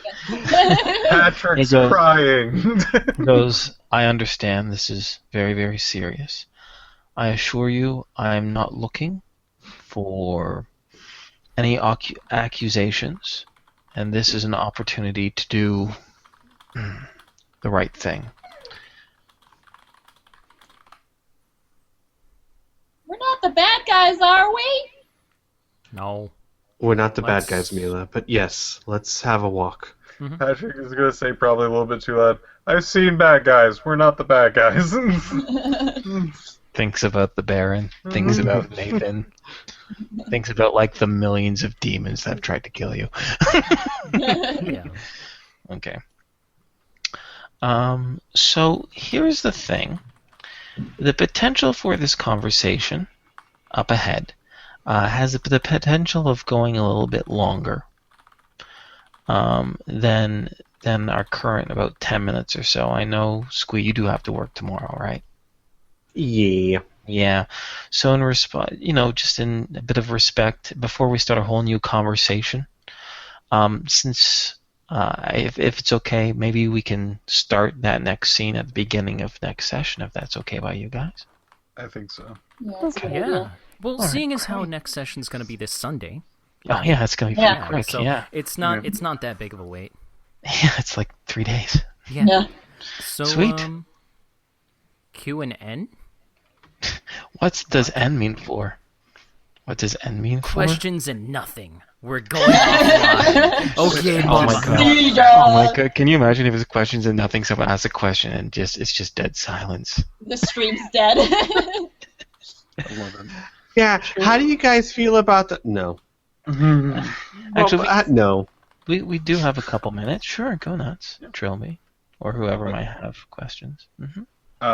I would probably say to both Squee and Criana, I don't think this is obligatory, so feel free to leave when you want to. Yeah, they I always am leave going when they to want to. step out. Okay. But I will see you guys later. Okay. Okay, bye. Bye. Bye, whoever you are, Squee, my good friend. I'll see you guys Oh, Sunday. Squee. What? Yes? Take a look at that link that I sent you before on Zeta boards. I need your approval for the 4th round. Got it. It'll probably have to be tomorrow morning, Yeah, that's but I will take a look. All right. All right. Bye. Okay. Bye. Okay. Toby wants to know what Patrick's thinking. What does Patrick think about Ziggy? About the Ziggy. The Ziggy. What do I think about Ziggy? So I have different feelings from this perspective of a player and of the character, and I think I'll just say what I think of it as a person and leave the character more up to roleplay and to flesh out within the game. And I might touch on it if it is if it doesn't get fleshed out. As a player, seems like a bad idea. Seems like a shifty character that probably doesn't have the best intentions. And I will definitely say that my character has a different point of view than my own. So there's that. Cool. Do I personally think he has the potential of doing such things? Yes, absolutely.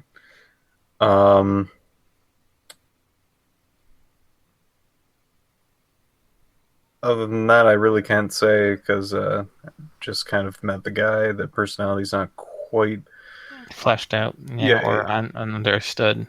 Yeah, I should say fleshed out, but it's been like one interaction. Mm-hmm. Yeah, it's hard to tell. The ear pulling. Yeah. Under duress. Mm-hmm. What is the next live stream? For Rifts, it should be this Sunday, the usual starting time. We might start a bit early for, would we say, another one of those recaps? I would think another recap would be in order. I will not be here for the recap because I have work. Yeah, that's cool. Okay. We can still do it without you guys. I would like to do it. As far as Ardenfell goes, we're taking a bit off of Ardenfell, specifically so that YouTube can catch up before we go into the potential final battle for what could very well be the last arc of Ardenfell. We're not sure. But once that is done, once that last episode goes up on YouTube, then we'll schedule a session and see if everybody is able to come together, because we don't want to do the final battle without everybody there. Right. Yeah. And then afterwards we'll look back and consider if we want to continue or not. Don't know. Three Galaxies are always Wednesday, so that's good.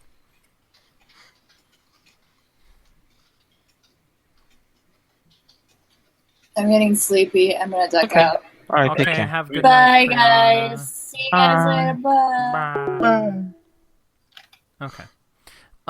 There is one for Inferno, but I don't know how you would actually answer that. Let's see. I'm gonna take a quick peek. How did the play? I can't. The strength requirement to properly operate a 7-foot long. Oh Jesus! rifle. I have no fucking clue. I have no idea. I have no idea. Whatever your GM says, what do you think is now? Two? No, Fuck no. I don't know anything about real ballistics at all. Right? 2.5. Or physics. Shadowrun or Cyberpunk? I've played Shadowrun before. It is interesting if you really, really, really like rolling dice. Give us Corsairs, I'm greedy. Well, we do have backlog. Like I mentioned earlier. Criana and Piph are technically we don't. We have raws of backlog. Yeah, that's what I mean. We're not holding any particular episodes. Yeah, we're not holding any episodes back, but we do have a couple of sessions recorded. And in a couple more weeks, we're probably going to do another session recording. But, you know, Criana and Piph are editing them and getting all the audio, everything all sorted. Oh shit, I need to talk to Criana about that after this. And she ducked out. That's okay. I'll just send her a message.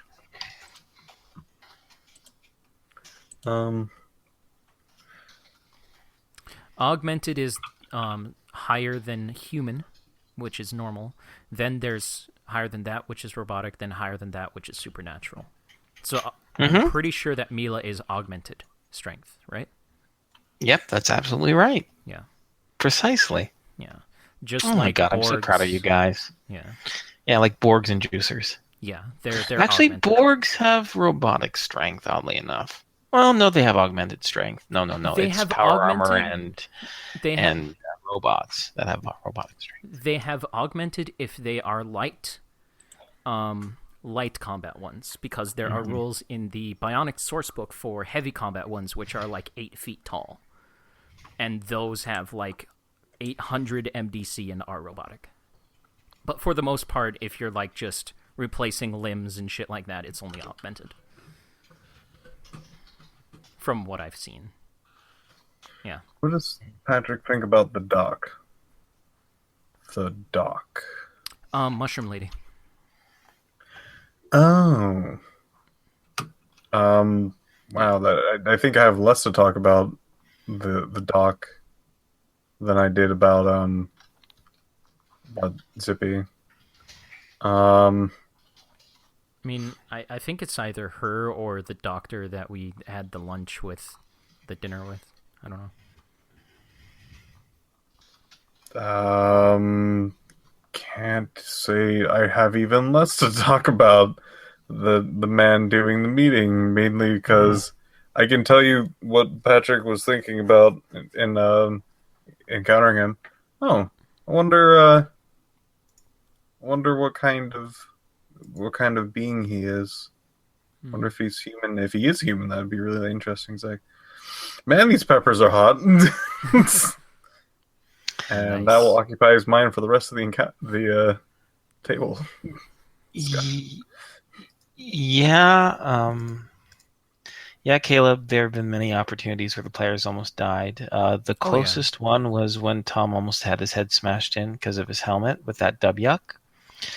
Al almost died to that freaking Thornhead demon.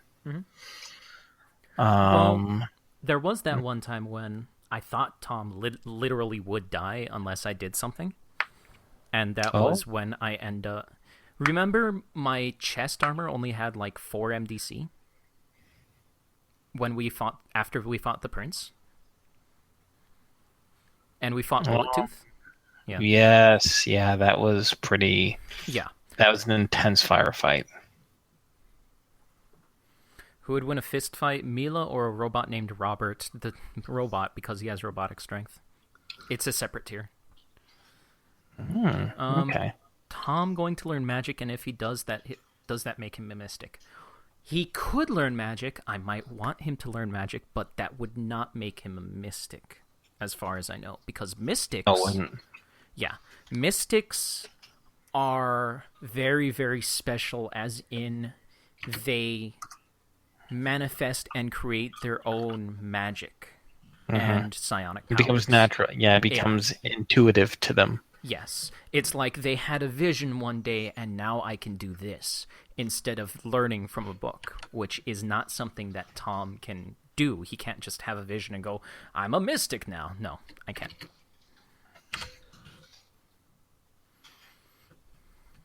But I am possibly interested in learning magic if we want to stay here for X amount of months. That's a thing.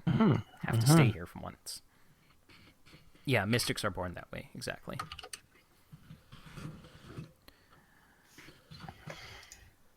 How do the two plays think they should do with the spies? What spies?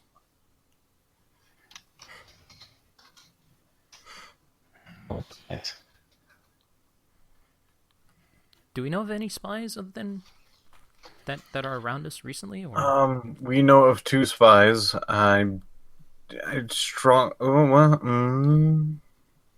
No. We know personally 2 spies, and I think we met a few more. Coalition spies.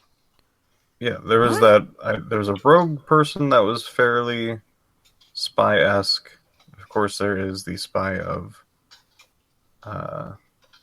Owl, and then there's Big Hat. Big Hat the Spy. Well, we already dealt with Big Hat, but I'm thinking like there hasn't been any recently, other than Al, technically. So I'm just confused. Why don't you think Bear's a spy? The data pack. I'm blanking on the data pack. Oh, yeah. There's 3. Yeah. Here, wait. I have the data pack. Open up again. Let me repeat it for us. Give me a moment. Yeah. I'll bring this up.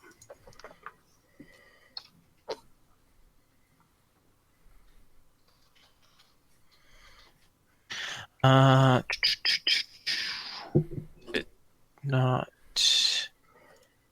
okay. Yeah, there's different operations, and then where is it? Yes, agents BRR, Killshot, and Overton are in the area. And there was a suspicious death of a local warlock, a DB named Crad Oron, that seemed to have coincided with Killshot's modus operandi. Mm-hmm. So yeah, that's what the black market chatter says, that there are 3 agents, spies, assassins, who knows? In Tolkien. But they're in Tolkien, yeah. Well, I mean, they're not a threat to us right now. Mm-hmm. We haven't encountered them, so do we need to deal with them? Should they be a priority?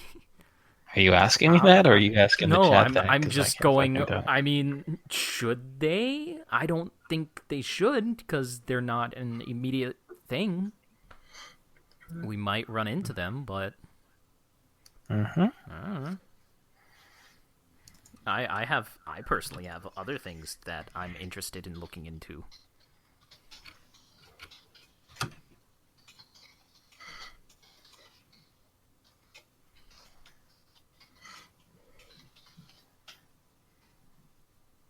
Where do you get rifts? You can get rifts 2 ways: through Palladum's website, where you can purchase the books directly, or there's a great website called Drive-Thru RPG, in which you can purchase the PDFs for a very low price and get them downloaded to any device that can read PDFs.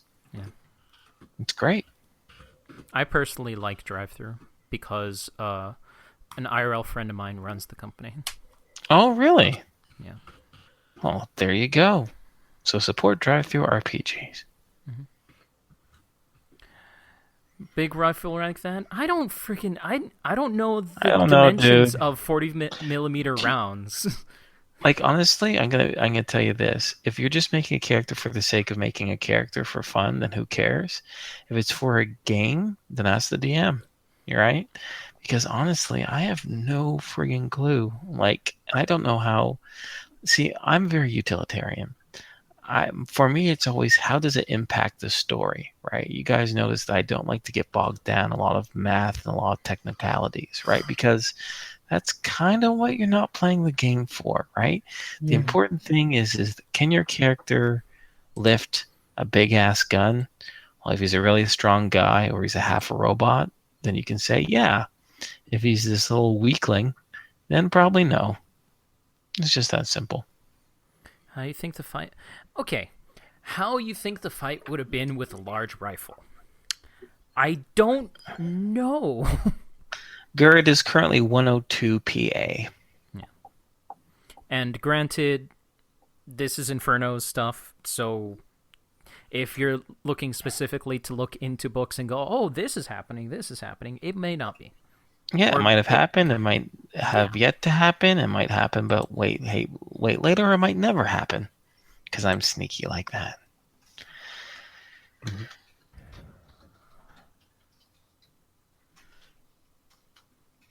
All right. I think that's pretty much it.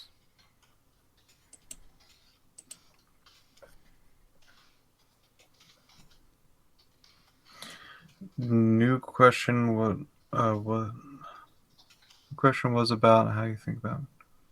Yeah, we just said that. How much is Palladium story, and how much is yours? How much is its story? How much are you sticking to the story of Palladum? Oh. Probably about 50-50.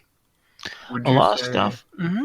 Would you say that you have the roots in the original stuff? Exactly. And then change a few key roots as well as have it expanded maybe a different direction? Bingo. That's actually exact. You're perfect. That's exactly what it is. The roots are definitely grounded in Palladium lore. And sometimes, like with the Max Parries, they're so cool, I just rip them right from the book. A lot of other stuff, I take the inspirations from like the fairies to the demons to the NPCs to the towns, and I make it my own. I definitely make it my own, which is good, which makes our campaign more unique than any other, right? There'll always be similarities to other campaigns because the roots are the same, but in the end, it's ours. Mm-hmm. Let's go with two last questions because I have food. I'm hungry. Mm-hmm. So, Right. Where is the campaign going generally? That is yet to be seen. Yeah, wherever these guys want to take it, right? Yeah. We have a ship that can go anywhere. There's a lot of people driving this, and as how campaigns go, when there actually really isn't like a railroad, like if it was like if it was something similar to Arnfell, where we had a very clear goal and we had to do very clear things to do such things, we could probably be like, all right, we're going to do here, here, here, here, here, and hopefully like everything will work out and so on and so forth. In this one, it's more of just like a heck of day to day, something like might strike our fancy or upset us or might do something, and we might do some radical action that might go in some really weird direction.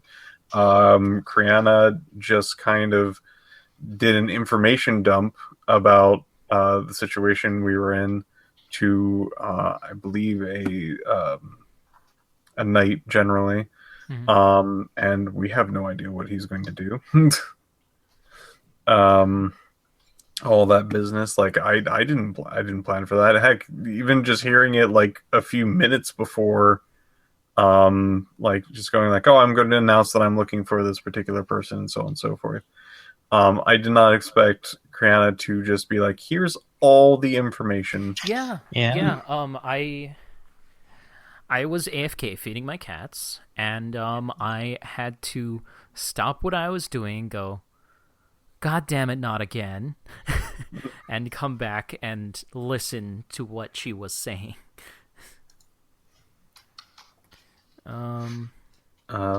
So yeah, we might be semi tangled up with some Cyber Knight stuff if he is a Cyber Knight.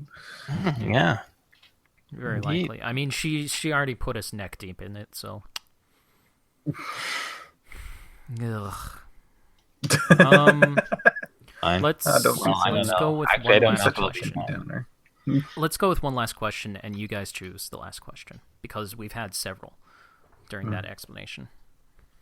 Go ahead, Piffy. Let's see. Out of what? How many questions? Not that one. The one we just answered was from IHTFP01. Yeah. Let's see.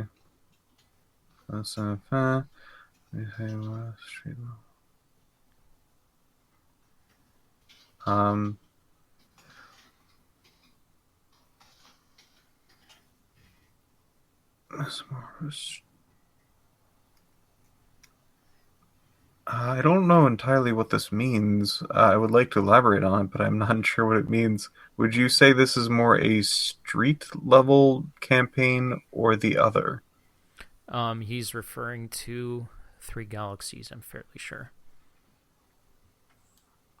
Would you think that this is more of a street level campaign, or would you think that Three Galaxies is? I don't understand it either. I don't know what a street level is. So, I think there's only... you know what? Let's do this one, because this is actually a pretty cool question.